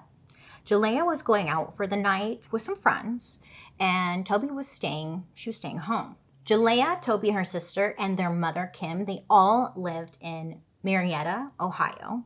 And it was said that this was like a very small Midwestern city, like the sort of place that, you know, it's just small. It like has a couple of school districts, a community college. They have their own water park, and they draw in tourists with like the promise of hiking, yay, river tours, and like biking trails. But if you head just like a little outside of the city limits, or like cross the Ohio River into West Virginia, then you'll find yourself in like one of those small towns. Like if you blink, you'll miss it. For example, there's this small town called Williamstown, and it had like 3,000 people living there. And Williamstown, it just like sat just on the other side of the Ohio / West Virginia border. It's the kind of community where like people stay in touch with their third grade best friends well into adulthood, and everyone just like knows everyone. You get it?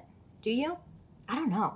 Like I've never been in a small town like that where everyone knows your business. In my mind, I always think it would be like a lot of fun, but then everyone tells you it's awful because everyone knows your business. But it sounds kind of fun. JALEAYAH and her sister Toby, they were super close. I mean, they were only like 18 months apart in age, so they talked all the time. It was said that JALEAYAH wasn't super outgoing. She had a reputation for being more like on the quiet side, but like when she opened up and stuff, overall she was very well liked. Her mother, Kim, said that JALEAYAH was like super sweet, just a really nice girl. And like her grandfather agreed that like everyone loved JALEAYAH. If you met her, you just loved her. At this time in her life, she was working at the retail store Hollister. You know, you remember. Is Hollister still around? It is, right? But remember Hollister back in the day? It was so dark, and the music was blasting, and the perfume, and you were like, that's how they got you to buy stuff. You couldn't even see what you were buying. You're like, are these? Sure, I'll buy it. What a mess of a store. Anyway, she was working at Hollister. Long term, though, it said that she wanted to go into cosmetology. On November 18th, JALEAYAH, she was going to go out to a party with one of her like newer friends. Her name was Kristen. So their friendship, it was kind of new.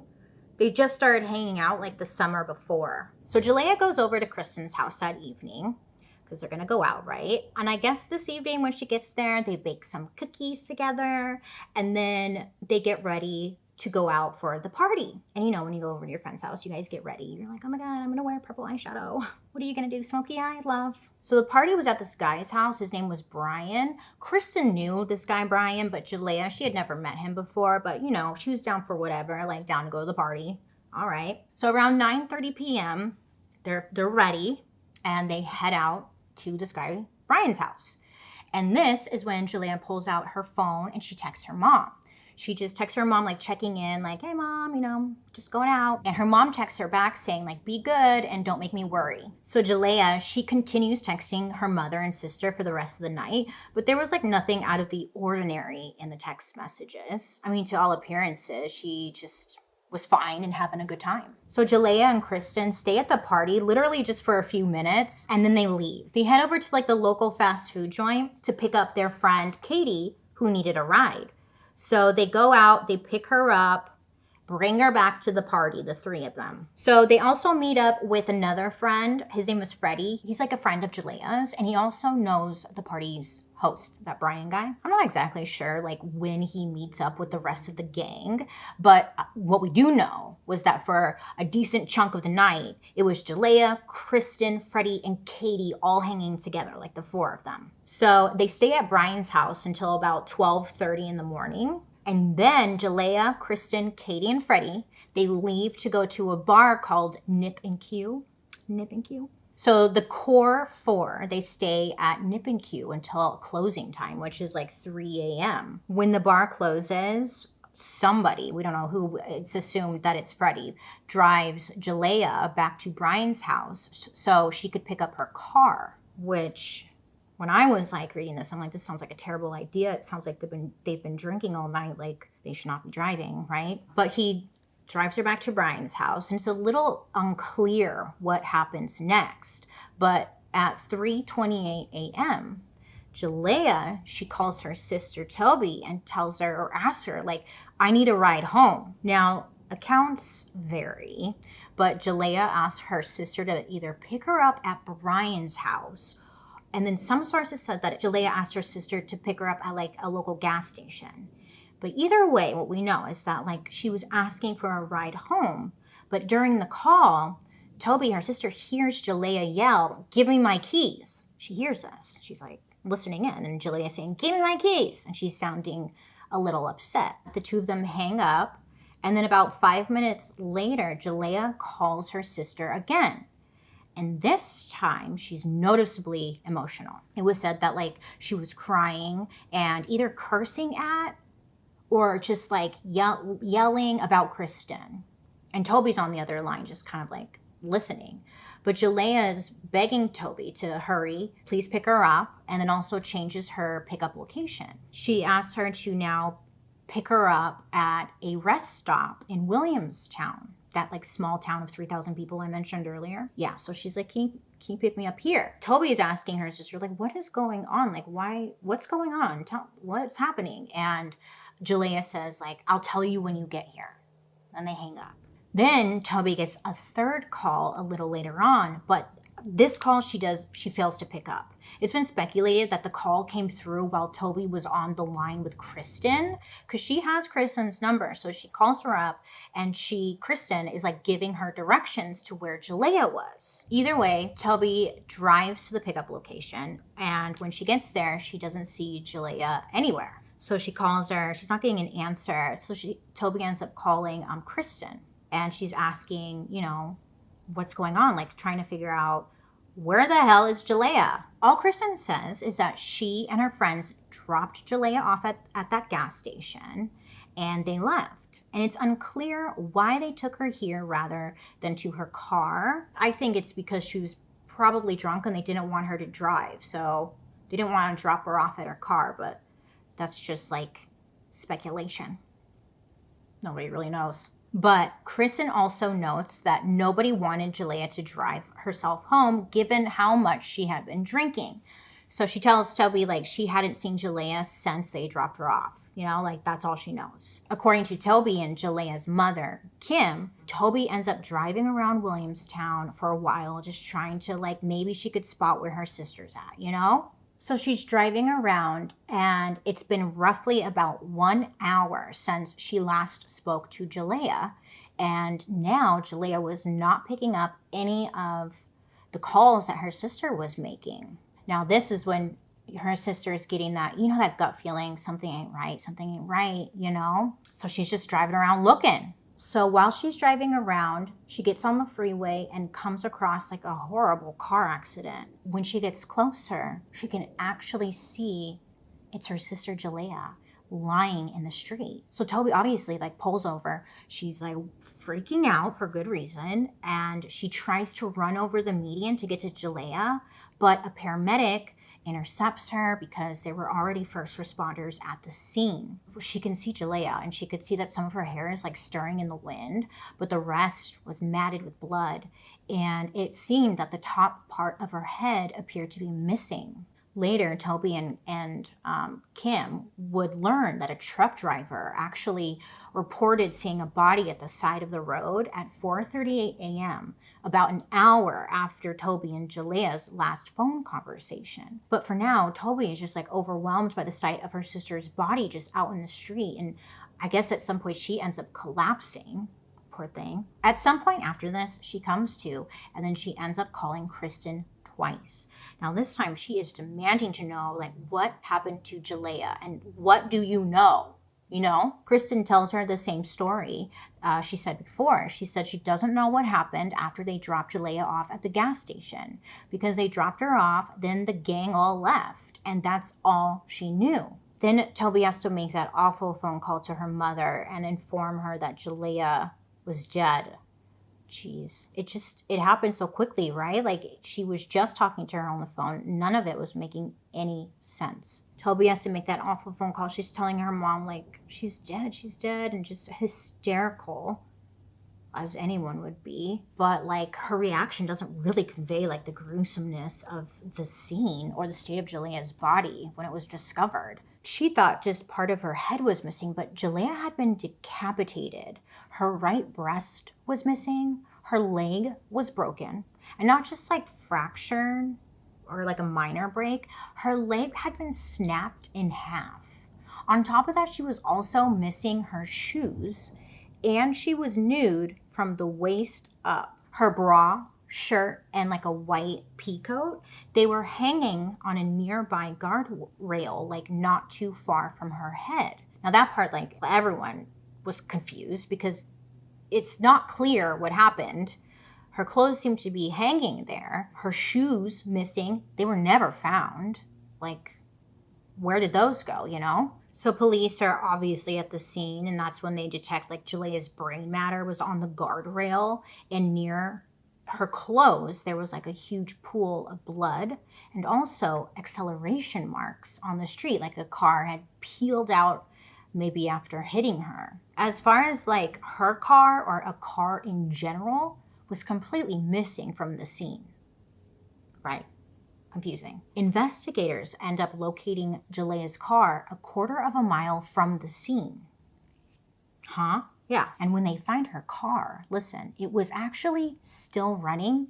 It had the headlights on, and the car was locked from the inside. It was clear to investigators that the car had been in an accident because the whole passenger side of the vehicle was pretty banged up, and like there was a flat tire and stuff, as if it ran into the guardrail and kind of like it just scraped it all up. Okay, so the right front passenger window was broken, and there are fractures. There's a big fracture like on the windshield or in the windshield, but there are no visible pools or like splatters of blood in the car, like at all. It was all on the outside. Understandably, JALEAYAH's family was devastated, not just by her death, but by the gruesomeness of it and all of like the unanswered questions. I mean, all they wanted to know was like, what the hell happened? None of it was adding up or making sense. So over the course of the next few days, the police approach all of JALEAYAH's friends from the party and also the bar, and they start to like piece together how her night went. Kristen said that she and JALEAYAH had an alcohol-fueled evening.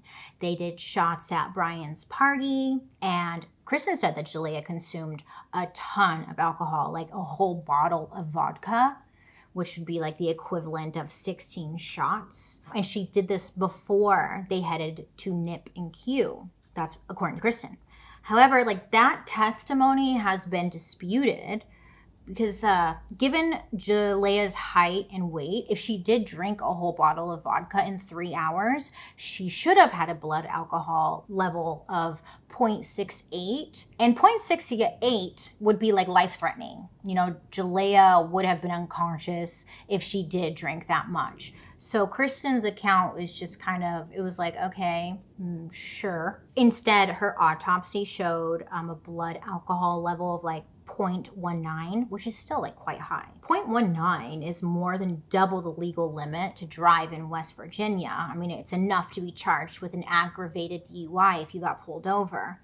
But it's considerably lower than like the 0.68 that she would have had based on Kristen's testimony, you know? Several witnesses at the party and at the bar said that JALEAYAH actually seemed fairly sober. Like she wasn't slurring her words, she wasn't stumbling, she wasn't like a mess. But then there were others who told a very different story. With this whole case, it's like everyone who came forward had a different version. It's like, it just was confusing. Others came forward and described JALEAYAH as wasted. So everyone is confused here because of the conflicting statements, right? Kristen also reported that when she and JALEAYAH got to Nip and Q, they ended up running into another one of their friends named Chris. Now follow me on this one. So this guy, Chris, he was Katie's ex-boyfriend. Remember, part of the Core 4 ex-boyfriend. And according to this Chris guy, they still had some like lingering feelings for each other. But at the bar, I guess JALEAYAH had like gone up to Chris and she was talking with him, and it was said that she danced with him. And because of this, it was creating some tension with the friends. You know, like it was said that JALEAYAH was being overly flirty, and it wasn't cool because it was Katie's ex, and like, she's right here. What are you doing?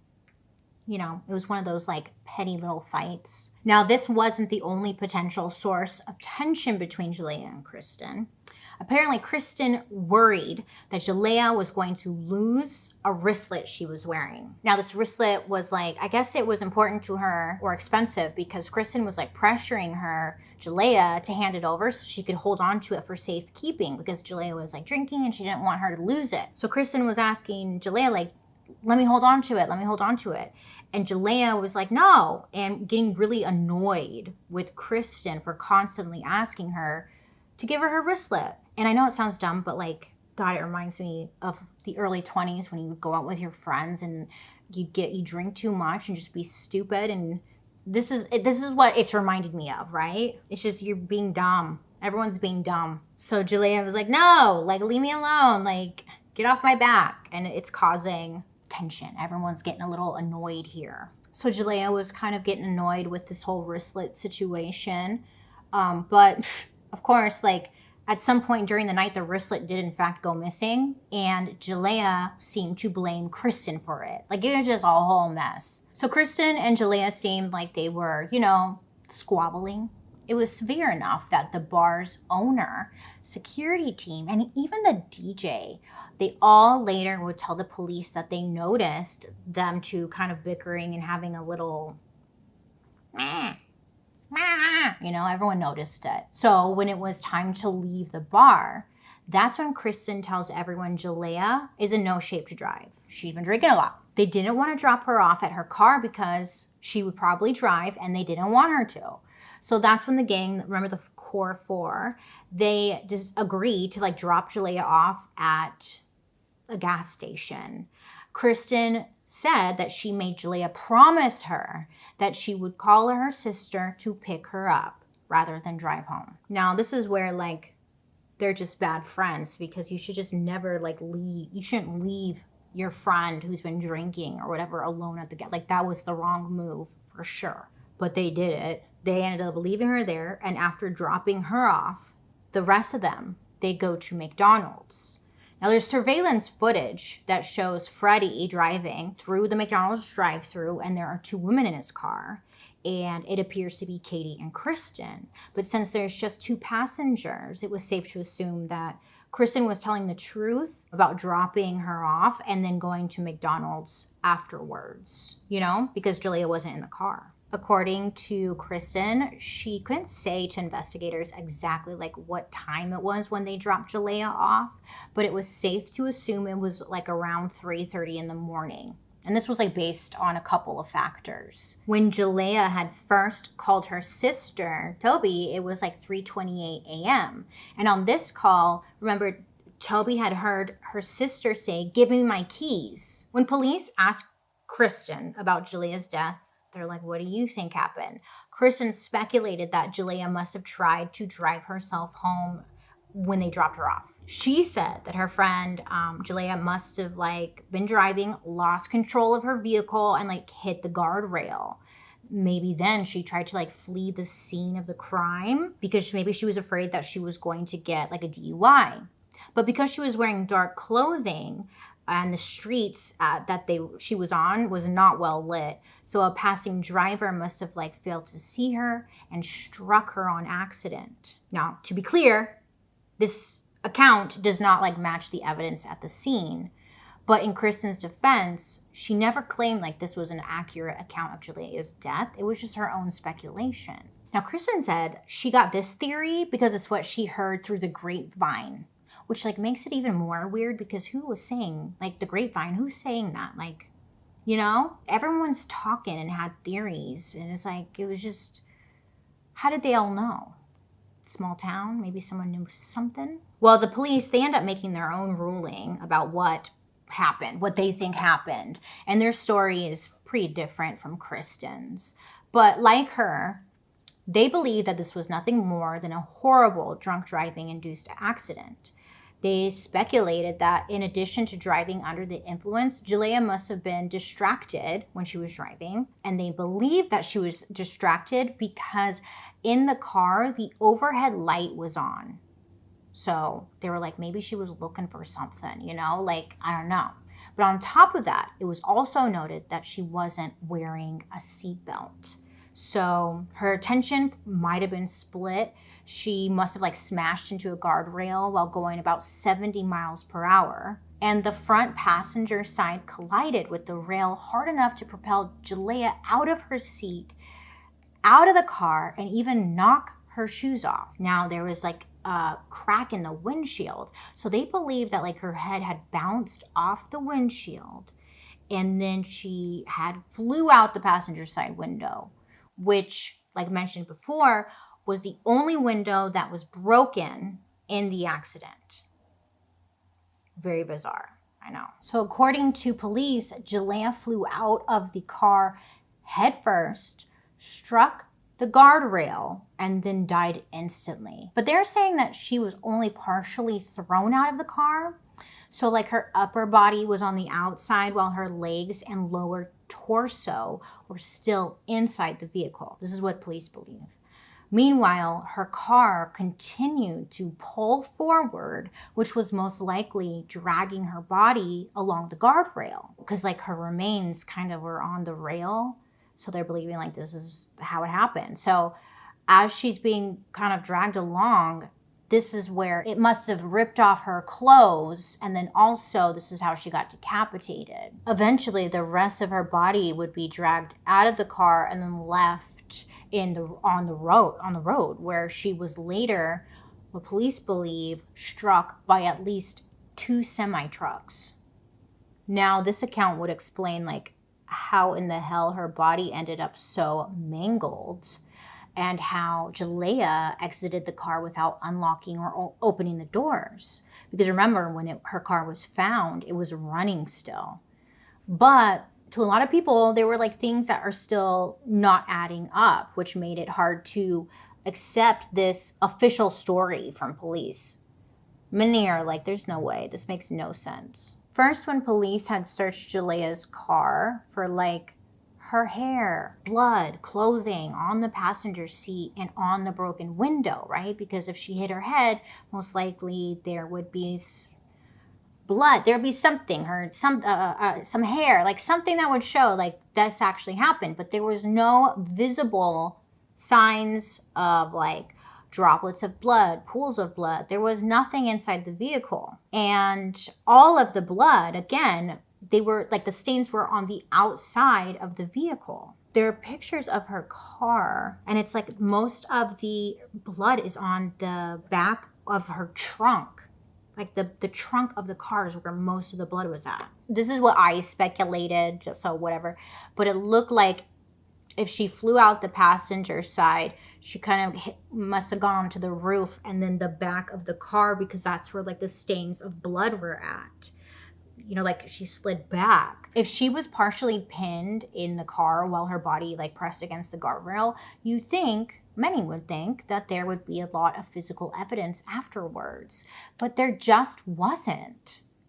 There wasn't. It's bizarre. Again, when her car was found, it was still idling. And it was like, again, a quarter mile from her body. So it's been speculated that her car must have just kept coasting down the street after the collision.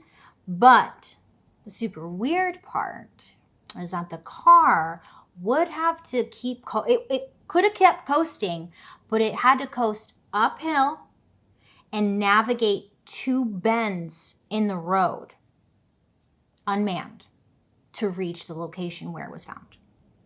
So,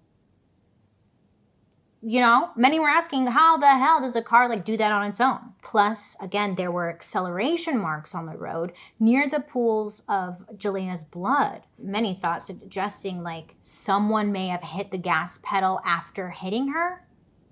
This would be impossible if the car was empty. Acceleration marks, right? People just had questions. And beyond that, like JALEAYAH's family said that the car was in surprisingly good shape when it was recovered. and not nearly as damaged as they would think after striking a guardrail at 70 miles per hour. And the guardrail itself, remarkably unscathed. Like there was like no marks. It was very bizarre. Now, to be fair, a lot of this speculation and these questions came from people and their own speculations, you know, like, and many of them don't really have expertise in collisions or traffic accident investigations. So, you know, it's like, take these claims with a grain of salt, but it didn't make sense, right? Now, one of the strangest details was the fact that JALEAYAH's bra, shirt, and coat were found hanging from the guardrail. Very bizarre, and it was in that order. So it was like her bra was on the bottom and the coat was on top of the bra. If police were accurate and like the railing ripped her clothing off, then many are thinking like the coat should have been on the bottom because it would be first to come off, right? And then undergarments would be on top of that because that would be last. And it was just hanging there. Like it looked like someone like placed it in a way. Like it just didn't make sense.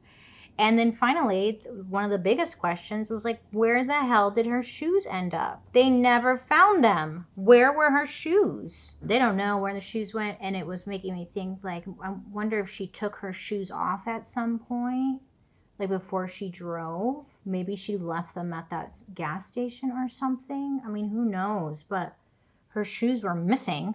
That's what we know for sure. So this was like the police's ruling, right? That she was driving drunk and this is what happened. But the Davis family, they rejected the police's official story and they've been fighting for better answers because it's like a lot of it doesn't make sense. So JALEAYAH's mom, her name is Kim, she runs the Justice for JALEAYAH Facebook page, and that's where she shares information and pictures and just questioning everything, right? She really wants like them to reopen the case because she believes, or the family believes, it was a homicide. So JALEAYAH's family, I mean, they have their own theories as to what happened. Okay, her mother, Kim, believes that, you know, maybe the friend Kristen had more to do like with JALEAYAH's death than she had let on. And she came to this conclusion pretty early on, telling officers that this friend Kristen had a history of like violent fights with other girls. Also, the family found it odd that right after everything went down, Kristen had secured a lawyer within 12 hours of JALEAYAH's death. And not everyone, but JALEAYAH's family found that, you know, it was like suspicious. But to be fair, it's like that is technically what you should do because, right? Like you should get a lawyer. But at the same time, you can't win because some people are like, oh, that's weird that you got a lawyer. What are you hiding, you know? JALEAYAH's mother thought this was super weird because Kristen was the only friend that had lawyered up. Nobody else did. On top of that, Kristen had waited 3 days before agreeing to do police questioning. So everyone's like, not a great look, girl. Apparently her father told someone with the department that she didn't feel like talking just yet. She wasn't ready. Yeah. I mean, but however, none of this is like automatically damning. It's pretty unlikely that Kristen would have been able to find and hire a lawyer in a matter of hours on a Saturday. It's more likely that her family already had like an attorney on retainer or something, like, you know? And her hesitancy to agree to an interrogation might have something to do with her lawyer recommending that she wait, you know? But again, it was just kind of weird and not a great look, and people are just feeling some sort of way. Like maybe Kristen knows more than she's leading on. Okay, so this whole story is weird, right? We can all agree. What was even more weird was that Kristen was seen with JALEAYAH's keychain just days after her death. Now, this was weird. This was very weird because this keychain was a gift from JALEAYAH's sister, Toby, and the Davis family. They all said, like, this keychain had a lot of sentimental value to JALEAYAH, and there's no way, like, she would remove it from her keys and give it to Kristen. And, like, why would she do that? Because the keychain was on her set of keys, her car keys, that were still in the ignition when her body was found. So, like, there was no good reason for Kristen to have it. And everyone thought it was freaking weird, right? Like, why does she have it? At some point afterwards, like, Kristen's lawyer returned the keychain to JALEAYAH's family, but understandably, there was still like a lot of tension and a lot of questions. Now, there have been tensions between Kristen and JALEAYAH's mom. It's been ongoing, but ultimately, it's like hard to say who to believe here. Kim has her reasons to suspect Kristen, while Kristen insists that she's innocent, and there's no smoking gun to prove either person is correct in this situation. And to make matters even more complicated, additional witnesses have come forward to just make things more confusing. Way more confusing. Okay, so there was another friend of JALEAYAH's. His name is Justin. So this Justin guy, he goes to police to like report some rumors that he had been hearing. Of course, authorities always have to take like unverified gossip with a grain of salt, but Justin insists that like this speculation was common knowledge within his social circle. So according to Justin, the night that JALEAYAH had died, JALEAYAH was in the car with Freddie, Kristen, and another person named Nicole. This is what, according to Justin. And Justin is like the only person who ever mentioned this other person, Nicole. At some point, Justin said that Kristen and JALEAYAH started to fight about something involving a house key. And then the car had some mechanical issue on the freeway, right when the house key argument was getting like super heated. So they pull over and Justin said that Kristen and Freddie became violent towards JALEAYAH. I guess first, Freddie dragged JALEAYAH out of the car. Then Kristen physically attacked JALEAYAH and like smashed her head into the guardrail. Then someone got behind the wheel. Justin said he wasn't sure who, but someone did. And that's what happened. But this unidentified driver was able to start the vehicle back up, then speed forward and run JALEAYAH over, which killed her. And according to this guy, Freddie, Kristen, and Nicole decided to flee the crime scene. So first they left the car in drive and let it like coast away from JALEAYAH's body. Then they took off somehow, like on foot, whatever. Justin, when he was saying all this, he wasn't clear on how they escaped with no vehicle, but he speculated that they probably hitchhiked or called someone and got a ride another way, you know? So if any of this was true, it would explain how JALEAYAH's body ended up so mangled while leaving minimal damage on the guardrail. And on top of that, it would make sense why her blood was like on the outside of the car, right? Like, because, right? It made sense. But, of course, this was just gossip, and it's not clear even where it came from. There's no proof, you know? So it seems like the police, they really didn't take Justin's story very seriously. But then, in February 2012, about 3 months after JALEAYAH's death, another witness comes forward. And this time, she's not just repeating rumors. She tells police that she actually saw the lead up to JALEAYAH's homicide. Bold claims. This woman, her name was Ember. I know, interesting name, Ember. But she files a police report saying that she was at Nip and Q and saw JALEAYAH get into a fight in the parking lot. And she got into a fight with like these two men and a woman. So according to Ember, after the confrontation, JALEAYAH drove away in her car. And then the people that she was fighting with, they ended up getting into their own vehicle and they followed her and chased her. She said that the people following her were like driving really aggressively, trying to push JALEAYAH off the road, and eventually they succeeded. According to Ember, after JALEAYAH was driven off the road, I guess that's when she physically got out of the car, and that's all she knew. Police had this girl, Ember, take a polygraph test to see if she was like telling the truth or not, and she actually fails. Which on its own, it doesn't mean much because I feel like we all know that lie detector tests, they are not very reliable. I don't even know why they still do them, right? But once she gets the polygraph results, Ember confesses that she made up the whole story. Yeah, not just once, but she made it up like multiple times. Now, thank God, like she actually got charged with filing a false police report, and she was sentenced to 6 months in prison and a $500 fine. This is literally the only conviction and the only criminal charge that was ever filed in relation to JALEAYAH's death. Even with new rumors and tips, police are still confident that she lost her life in a tragic accident and nothing more. That said, the sheriff's department had said that they might reopen JALEAYAH's file if anyone can present any compelling information or give them a reason to do so. As of yet, it doesn't seem that anyone has managed to come forward and give like some concrete evidence, you know, for them to reopen it. Now, there is like one question that's still unanswered, and if we could solve this part of the mystery, it would help break open the larger question of whether JALEAYAH was murdered or not. Or like, was she alone when she died? If JALEAYAH was in the car with someone else, it would give that other person the means, motive, and opportunity to hit JALEAYAH and like drive away. If she was on her own, the police's story of a single car accident is really the only credible explanation for how she was ejected from the car. And given the amount of damage to the passenger side of the vehicle, it's very unlikely anyone could have been in the crash without sustaining injuries, like a passenger or something.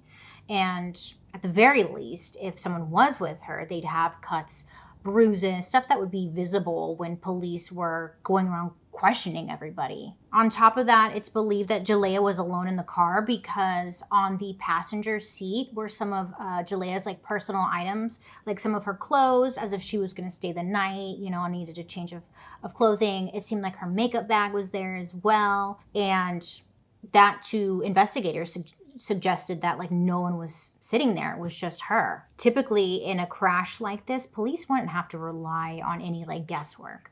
Many cars have what's called a passenger presence detection system, or PPDS. And this is like a device that can determine if anyone is in a particular seat during a drive. And that's how the car, quote unquote, decides which airbags to deploy in the event of an accident. The car also has a supplemental restraint system, or SRS, and that can detect how much weight is on a seat and determine if the person is actually using their seatbelt. So usually like this is the information police will have to determine if someone was with them, right? But when JALEAYAH's car crashed, the passenger airbag did not go off, and both the driver and passenger seatbelts were unbuckled. Additionally, the driver and passenger side both failed to activate that device that makes your seatbelt tighten if you tug it too hard. So to investigators, this all suggested that the car system as a whole failed to detect anyone with JALEAYAH. However, when mechanics examined her vehicle, they found an error code that suggested the PPDS was malfunctioning at the time of the crash. I know, what are the odds, huh? Like, they need that information. Of course, it was malfunctioning. And it had been for nearly like a full day prior to the collision. This unfortunately timed error meant that it was impossible for investigators to say for sure if like anyone else was in the car. Police felt that they still didn't have any concrete reason to reverse their ruling that JALEAYAH's death, again, was an accident. So, that may not be the only reason why the police didn't want to look too closely into this case. You see, 3 of JALEAYAH's companions that night were children or grandchildren of current or former police officers. So many were believing that the investigators might be incentivized to rule the death as an accident, even if the evidence pointed, towards homicide, to protect the children. And given all like the swirling questions that still persist about JALEAYAH's death, a lot of amateur and online sleuths have presented their own theories about what happened. And many have like accused Kristen of getting away with murder, finding her whole story to be suspect. More importantly, there isn't any hard physical evidence to even suggest that Kristen had anything to do with the crash. Like, really. Personally, I don't think she had anything to do with it. That's a personal opinion. I don't know, actually. I don't know. Anyway, all the speculation is just circumstantial. So if JALEAYAH was murdered, the culprit could be someone else entirely. Who knows? Still, the accusations have seriously ruined Kristen's life. Her attorney says that she deals with constant harassment. And she's like, she has to move somewhere where no one will know her. It's just a whole mess. In the end, it can be tricky to say like what the answer is. If the police's account is true and JALEAYAH really died in a horrible accident, then the fairest next step would be to find a way to let to let go and allow her to rest in peace, you know? But if JALEAYAH was murdered, then it makes sense to continue to apply pressure until her case is reopened. At this time, really, it's impossible to know which explanation is true, and it might be one of those things that we'll never know unless someone comes forward with new evidence. So this whole story is just really confusing. There's so many things that don't make sense, and at the end, JALEAYAH's family just wants answers, and you know, I just hope that they get that. It's just sad. Can't imagine losing your daughter and not having any answers, right? So many questions. Her mom, Kim, still runs the Facebook page. Still, like, she posts stuff like pictures of the vehicle, just questioning everything, really trying to get the case reopened. Because a lot of it doesn't make sense. The fact that her clothes were hanging on the railing, the guardrail thing, none of it. Her car being way down there. People just have questions, right?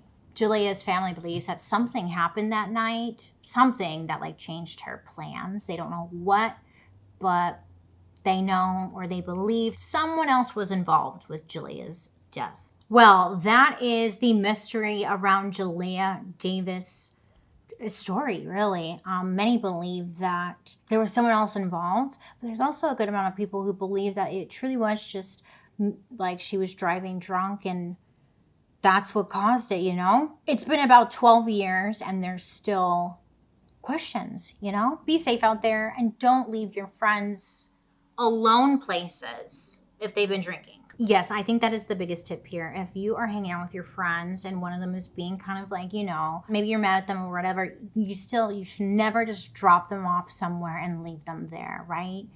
Take care of one another and look out for one another. All right? Promise? Great. It's just one of those weird, sad, awful stories. Do you think someone else was involved, or let me know. Let me know what you're thinking down below. Thanks for hanging out with me today. Down below, I'll list like everything I used if you're curious. Let me know who you want me to talk about next week down in the comments section. I do read comments, okay? I hope you have a good day, make good choices, and I'll be seeing you guys later. Goodbye.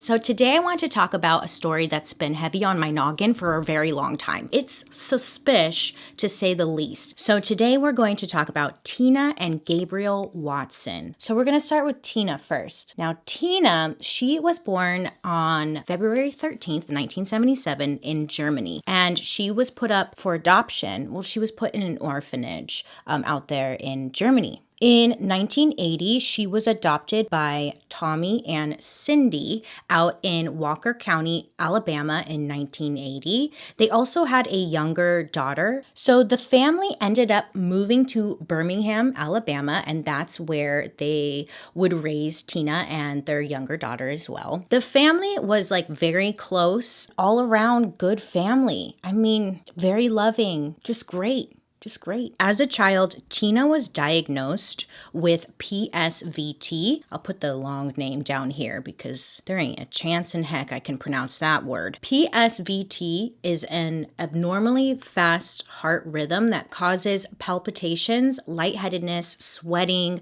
and shortness of breath. They do have different medicines to help, but when Tina would take it, like nothing was really helping. So at the age of 24, Tina had a minor surgery to correct the problem. Now, Tina's family would say that she was like a bright, happy girl. She would just light up the room. I mean, everything that you could, like pleasant that you can say about a person was said about Tina. She just sounded like a wonderful, wonderful person. I'm getting so tongue-tied today. Tina attended the University of Alabama out in Birmingham. That's where she would meet her future husband, Gabe Watson. And before meeting Gabe, she was actually engaged once before. She called off the engagement due to her mother's disapproval. I think there was probably a lot more like underlying issues going on. Tina and Gabe began dating in January of 2001. So who is this Gabe guy? Well, let me tell you. David Gabriel Watson was his full name, but he went by Gabe.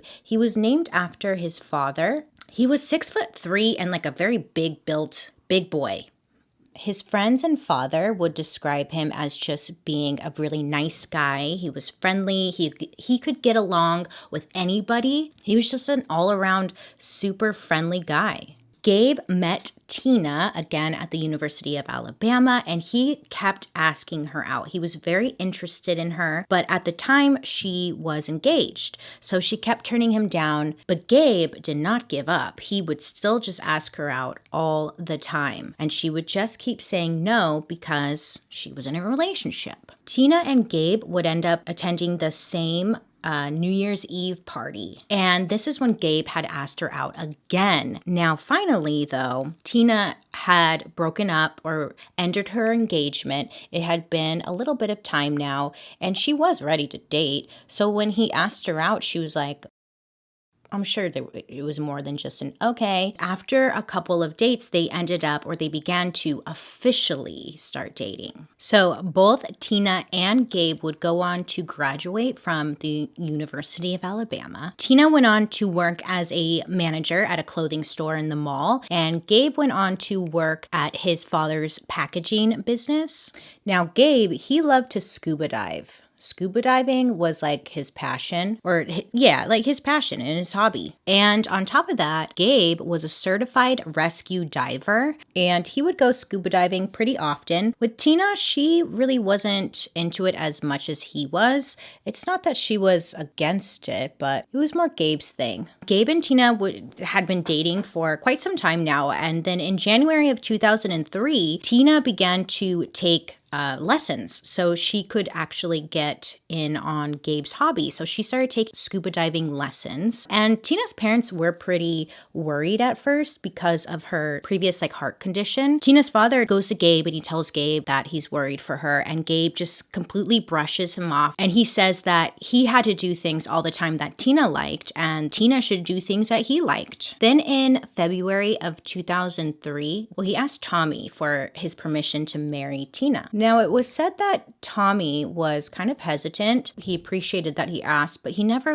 really gave Gabe permission. That didn't stop him though. Gabe was always taunting Tina with a wedding ring, but he wouldn't propose. But Gabe would say that he was just waiting for the right moment to propose to her. He would tell Tina oh, you're not gonna get that ring. On April 20th, 2003, that's when he hid the ring in an Easter egg, and he sent her on this little Easter egg hunt around their home. And then finally, when she got to the egg with the ring, that's when he proposed to her, and she said yes. Tina's parents were not very thrilled. They just thought that Gabe did what he wanted to do. It didn't seem like there was much communication in the relationship between the two. It was just what Gabe wants, Gabe got. Then on September 26, 2003, Tina went to go see her father, and she asked her father if he could increase her life insurance and add Gabe as the sole beneficiary. Tommy thought it was really weird. It was just a very strange, why? What's the rush? So Tommy told Tina,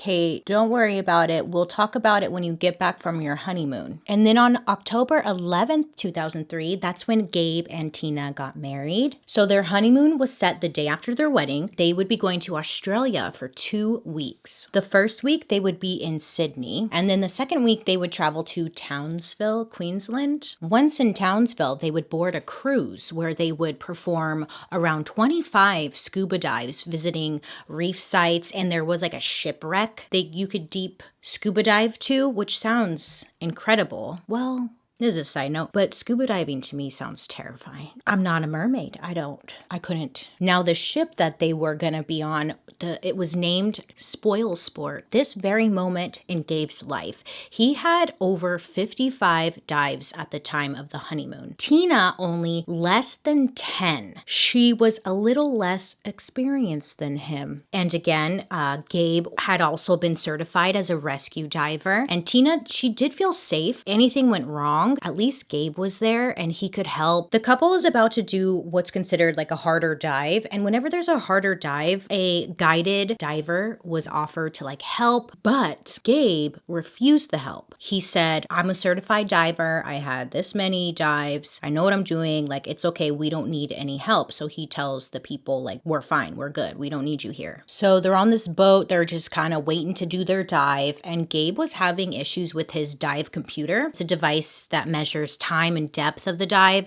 so divers can return to the surface safely. But his was kind of like malfunctioning and giving him a hard time. I guess it made Tina a little like uncomfortable because if he's having a hard time, like, oh no, you know, it could send you easily down, just panicking. I know for me, I would be like, oh, that's a sign. We gotta go. I think everything is a sign. So it's October 22nd, 2003. The dive was considered like fairly difficult due to the depth of the dive and the current of the ocean. There were people on the boat who were there to help if anything was going wrong or something wasn't working right. And then Gabe asked for additional weight for Tina's vest. He didn't think she would be able to descend to the wreck without additional weight. It doesn't drown you. It just helps you get down there to the bottom of the sea, ocean, lake, wherever you are. Tina gets additional weights and then they go and they dive down. Within just a few minutes of them being underwater, Gabe says that Tina began acting concerned, trying to signal to him that something's wrong. Gabe said that Tina, she accidentally knocked his breathing mask off of his face. So he started to panic because now he's not getting oxygen. Gabe said that he was kind of distracted, right? Because his breathing apparatus, it was loose, it was off of his face. So he's kind of struggling and he's distracted by this and he's not really paying attention to what's going on with Tina. Now, finally, he gets the mask on,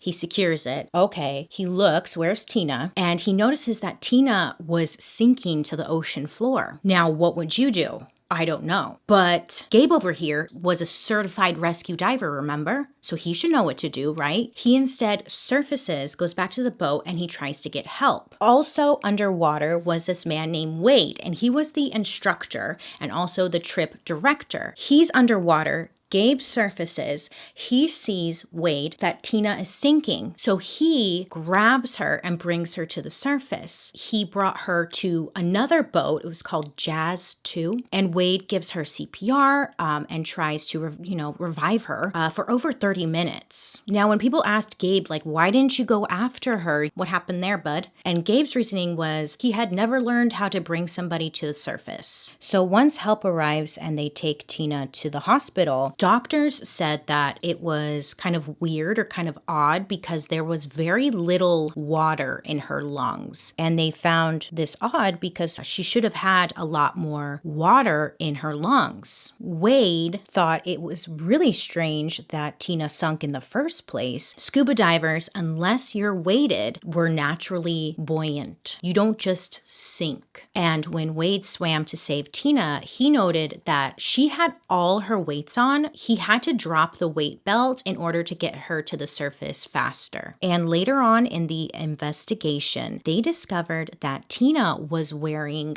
20 pounds of weight when she would have only needed to wear about 8 pounds of weight to descend her to the wreck.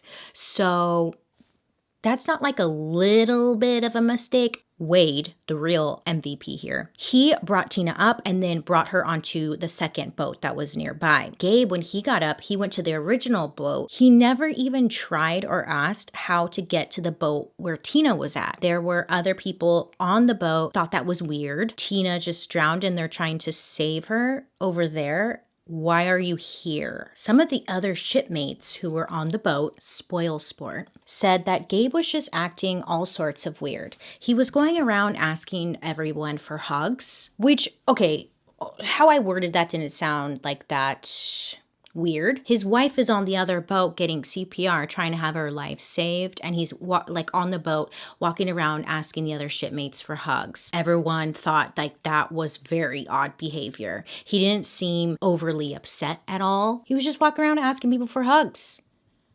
Sadly, Tina could not be saved and she passed away. So there were some other people there also doing the same dive as Tina and Gabe, but people saw some shit.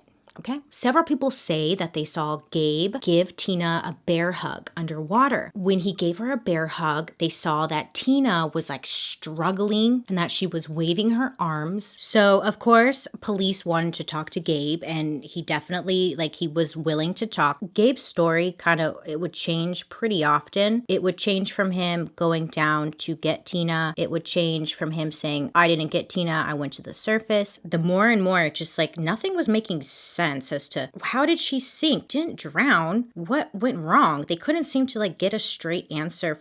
Gabe did contact his parents and told them about what happened to Tina. And Gabe told his parents that he didn't want to talk to Tina's parents. So he asked his family if they could call Tina's parents and tell them what happened. I don't know, man. That was a bad move, Gabe. I mean, Gabe was just taking his sweet ass time. It's hello, if something happened to Tina, your wife, you just got married, wouldn't you be calling the families right away and letting them know what happened? And what is Gabe's thought process? The initial ruling by the coroner stated that Tina's death did not look suspicious. The death was ruled as a drowning. So Tina's family did get word about what happened. Well, Tina's dad had a gut feeling that it's just something wasn't right. So 5 days after Tina's death, Gabe and Tina's body were flown back to the United States, and they were making arrangements for the funeral, and the funeral happened pretty shortly after. So they have the funeral, and Gabe's and Tina's friends and family were all there, and a lot of the people were saying that Gabe was just acting really inappropriate.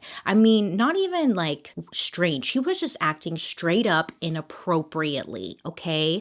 Get this. So it's an open casket, and Gabe turns to one of his friends and says, quote, at least her breasts look perky, end quote. What the actual fuck? He made that comment, and it made somebody uncomfortable enough to actually say, hey, this is what Gabe said, and media got hold of it and stuff, and it wasn't a good look for you, Gabe. Was he sad at all? Hello? Then it was said later that year, Gabe had sent out Christmas cards because they did Christmas cards every year. Gabe decided to still follow the tradition and send out a Christmas card. So he included a picture of Tina and Gabe at their wedding. On the Christmas card, I'm laughing because I'm uncomfortable. On the Christmas card, it said, quote, who's that sexy guy next to Tina? Question mark. Oh yeah, that's me. Why would you put that on a Christmas card? What is he doing? So after Tina's funeral and things kind of start to settle down, Gabe tried to file a payout from the travel company for an interrupted trip. But the insurance company told Gabe that injury during scuba diving wasn't covered by the insurance. He wasn't entitled to her life insurance either. And he wasn't entitled to her life insurance because Tina's dad didn't put Gabe on her life insurance. Remember, they were going to change it? He didn't do it, thank God. Tina's father, Tommy, did not believe Gabe's story. Nothing was making sense. He wanted answers. What happened to his daughter? He wasn't getting answers. So Tommy felt like he needed to just kind of dig a little bit deeper because nobody else was. A few members from the Spoil Sport had reached out to Tommy. They were there. They were like, hey, we will help you. We will answer any questions you have. We want to help. And after speaking with one man from the ship and learning that Gabe hadn't gone to the boat where Tina was being resuscitated, that's when Tommy decided, I'm just going to fly out to Australia so I could speak to people myself. So Tommy flies out to Australia, and he goes to speak with the diver who brought Tina up to the surface. And also he wanted to talk to the police out there. After looking a little bit more closely into the death, the Townsville police agreed that there was reasonable evidence of foul play. They decided in July of 2004, the case was listed now as a criminal case and not just an accident. The police noted several inconsistencies with Gabe's story and the evidence. Tina's body was not where Gabe said it was. Gabe had also said that on the way to the surface, he encountered two divers and had tried to tell them to go help Tina, but police found no evidence that there were these two divers Gabe spoke of. There were divers underwater with them, but they were already far out there and they were kind of just watching from afar. And those divers said that there was nobody else around the two of them. That's a lie, okay?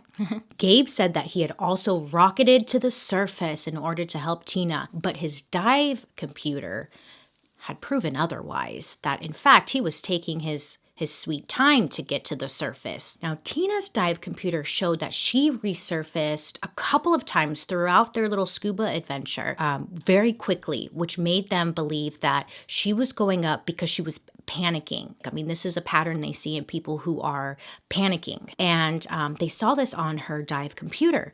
So this made them believe that Tina was not an experienced diver at all, and it seemed that she was very uncomfortable with diving. She should have had extra help there just in case she needed it, but Gabe had turned it away. Her scuba teacher would later confirm this in court, that she wasn't a very experienced diver, that she did panic. It's sad because the only reason she was doing this is because she just wanted to do something that Gabe liked to do. Again, there was a very small amount of water found in Tina's lungs, and they believed that she had passed out during the dive. And when she did, her mouth must have relaxed off the mouthpiece, which would allow a small amount of water into her mouth. But she would have had to be unconscious for this to happen. They suspected that Gabe had turned her air off until she was unconscious and then turned it back on before he let her go. Remember when the eyewitnesses said that they saw Gabe give her a bear hug and then she was kind of flailing her arms?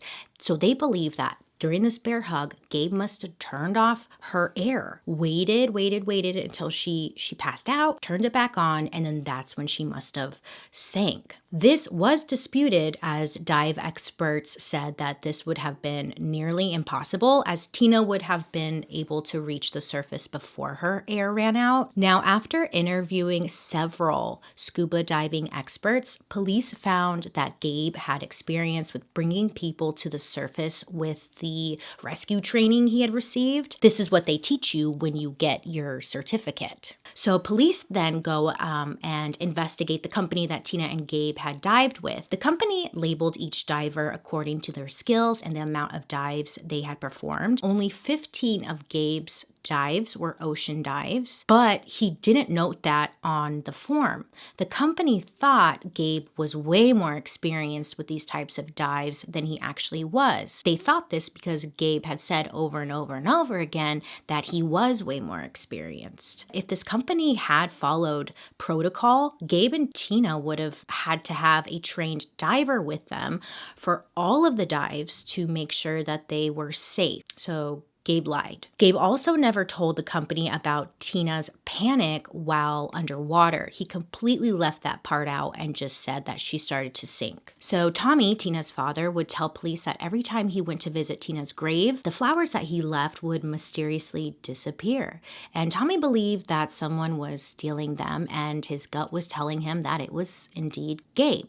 Gabe also wanted to exhume Tina's body and move it to a plot that he had owned. Sadly, when he moved Tina's body, when he moved Tina's grave, he never got a headstone for it. He left it unmarked. Gabe did. Tommy ended up finding out where Gabe had put Tina at. Same thing. Tommy would go and leave flowers on Tina's grave, and the next day they would disappear. Tommy would say even sometimes hours later, the flowers that he had just left were gone. So Tommy goes to police and is like, I think Gabe is taking or removing or doing something with the flowers that I'm leaving. Police actually end up setting up a camera to see who's taking the flowers. Finally, on the footage, they see that Gabe was indeed the one removing the flowers from Tina's grave. And Gabe's excuse was that Tina didn't like plastic flowers and he was removing them to respect that. And then during this time, Gabe, he began to date another woman named Kim, and he would end up marrying her August of 2008. So authorities from Australia, they end up flying out to Alabama to research into the case further, finding just a lot of dirt on Gabe. Like, he wasn't the husband that he said he was. He made everyone believe that he was just, he was trying to make everyone believe that he was just a great husband and this was all an accident. But they saw this kind of pattern he had. On one occasion, he had thrown pizzas, the two Tina and Gabe had just ordered at Tina after an argument they had. Authorities also found out that Tina and Gabe had broken up shortly before their engagement. Tina wanted to get married. She had been in this relationship with Gabe for a while. They were bickering a lot, and Tina was just ready to move on. So they broke up. During their break, Tina was set up on a date. You know how it goes. When you break up with someone, you just want to go out and meet new people. Like, you're not really trying to, like, well, maybe you are. I guess I can't speak for her, but it's like, you're just trying to, like, go out after a breakup. But apparently Gabe found out about this, and he was livid. He was calling and harassing Tina. Eventually, they ended up getting back together, and that's when Gabe would later propose. Police thought this, as well as the life insurance payout, could have been his motive. I think just the life insurance payout on its own sounds like a pretty strong motive to me. In May of 2009, Gabe was finally sent back to Australia to stand trial. He agreed to go after making a deal that they would drop the case from murder to manslaughter. So at his trial, he was convicted of manslaughter and given a sentence of 4.5 years, but the judge ended up suspending it to just 12 months. The Alabama Attorney General appealed the sentence because he thought it was way too lenient, and the appeal was approved, and it went from 12 months to 18 months. So 6 extra months. Alabama Attorney General wanted to bring this case back to the United States, and they wanted him to be tried in Alabama. He said there was additional evidence that hadn't been seen in the Australian court case. Australia would not allow any evidence found in Australia to return to America without promise that Alabama would not seek the death penalty. So they wanted like this agreement. We won't give you any of our evidence if you promise that you're not going to seek the death penalty. So Alabama, the state, it's kind of funny. No, it's not. Sorry.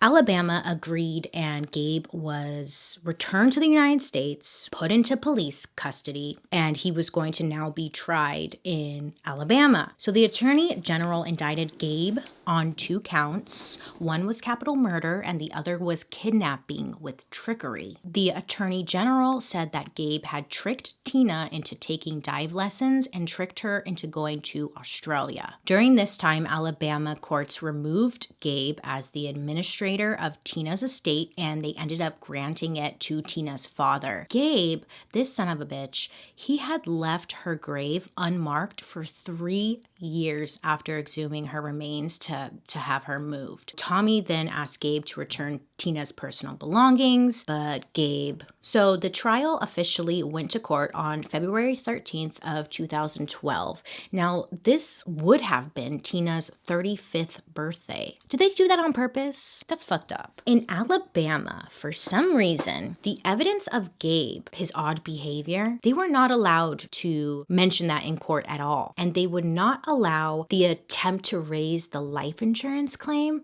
Like, they weren't allowing this as evidence at all to help the case. I don't fucking know why. I feel like at least the life insurance claim part happened in Alabama. So it's like you would think they would allow that, but they didn't. I feel like, and I'm sure you would agree too, but I feel like that would have helped the case in proving that he was guilty, because it would give him a motive and it would show that he was acting weird, but they wouldn't allow it. So they were like, well, now what? And without this evidence, the judge decided that there was not enough to convict Gabe of murder, and he was acquitted of the charges. Gabe had said that he's at peace with it now and wants to rebuild his life, and Tina's family really got no closure from it all. Yes. So this story is one that like sits in the back of my brain because it just doesn't make sense. It's just all so weird. I personally believe, I think he had a lot more to do with it. I think he was guilty. That's a personal opinion, but the state of Alabama did not agree with that. I mean, maybe the state, like normal people did, but the courts found him not guilty. I don't know why. So this is where I need you, Alabamians. Is that a word? Well, it is now. Because it was a really big case, and I know you heard about it. What happened? Give me the deets. Anyways, so I would love to hear your thoughts down below. Do you think Gabe was guilty? Or do you think it was truly an accident and maybe that Gabe's actions and his demeanor and the way he was handling himself was just the way he copes with pain? I don't know. My gut says fucking guilty. What does your gut say? Let me know down below. Thank you guys so much for hanging out with me today. I hope you have a wonderful week ahead of you. Please, please, please be safe out there. I hope you have a wonderful rest of your day. Make good choices. I'll be seeing you guys later. Bye.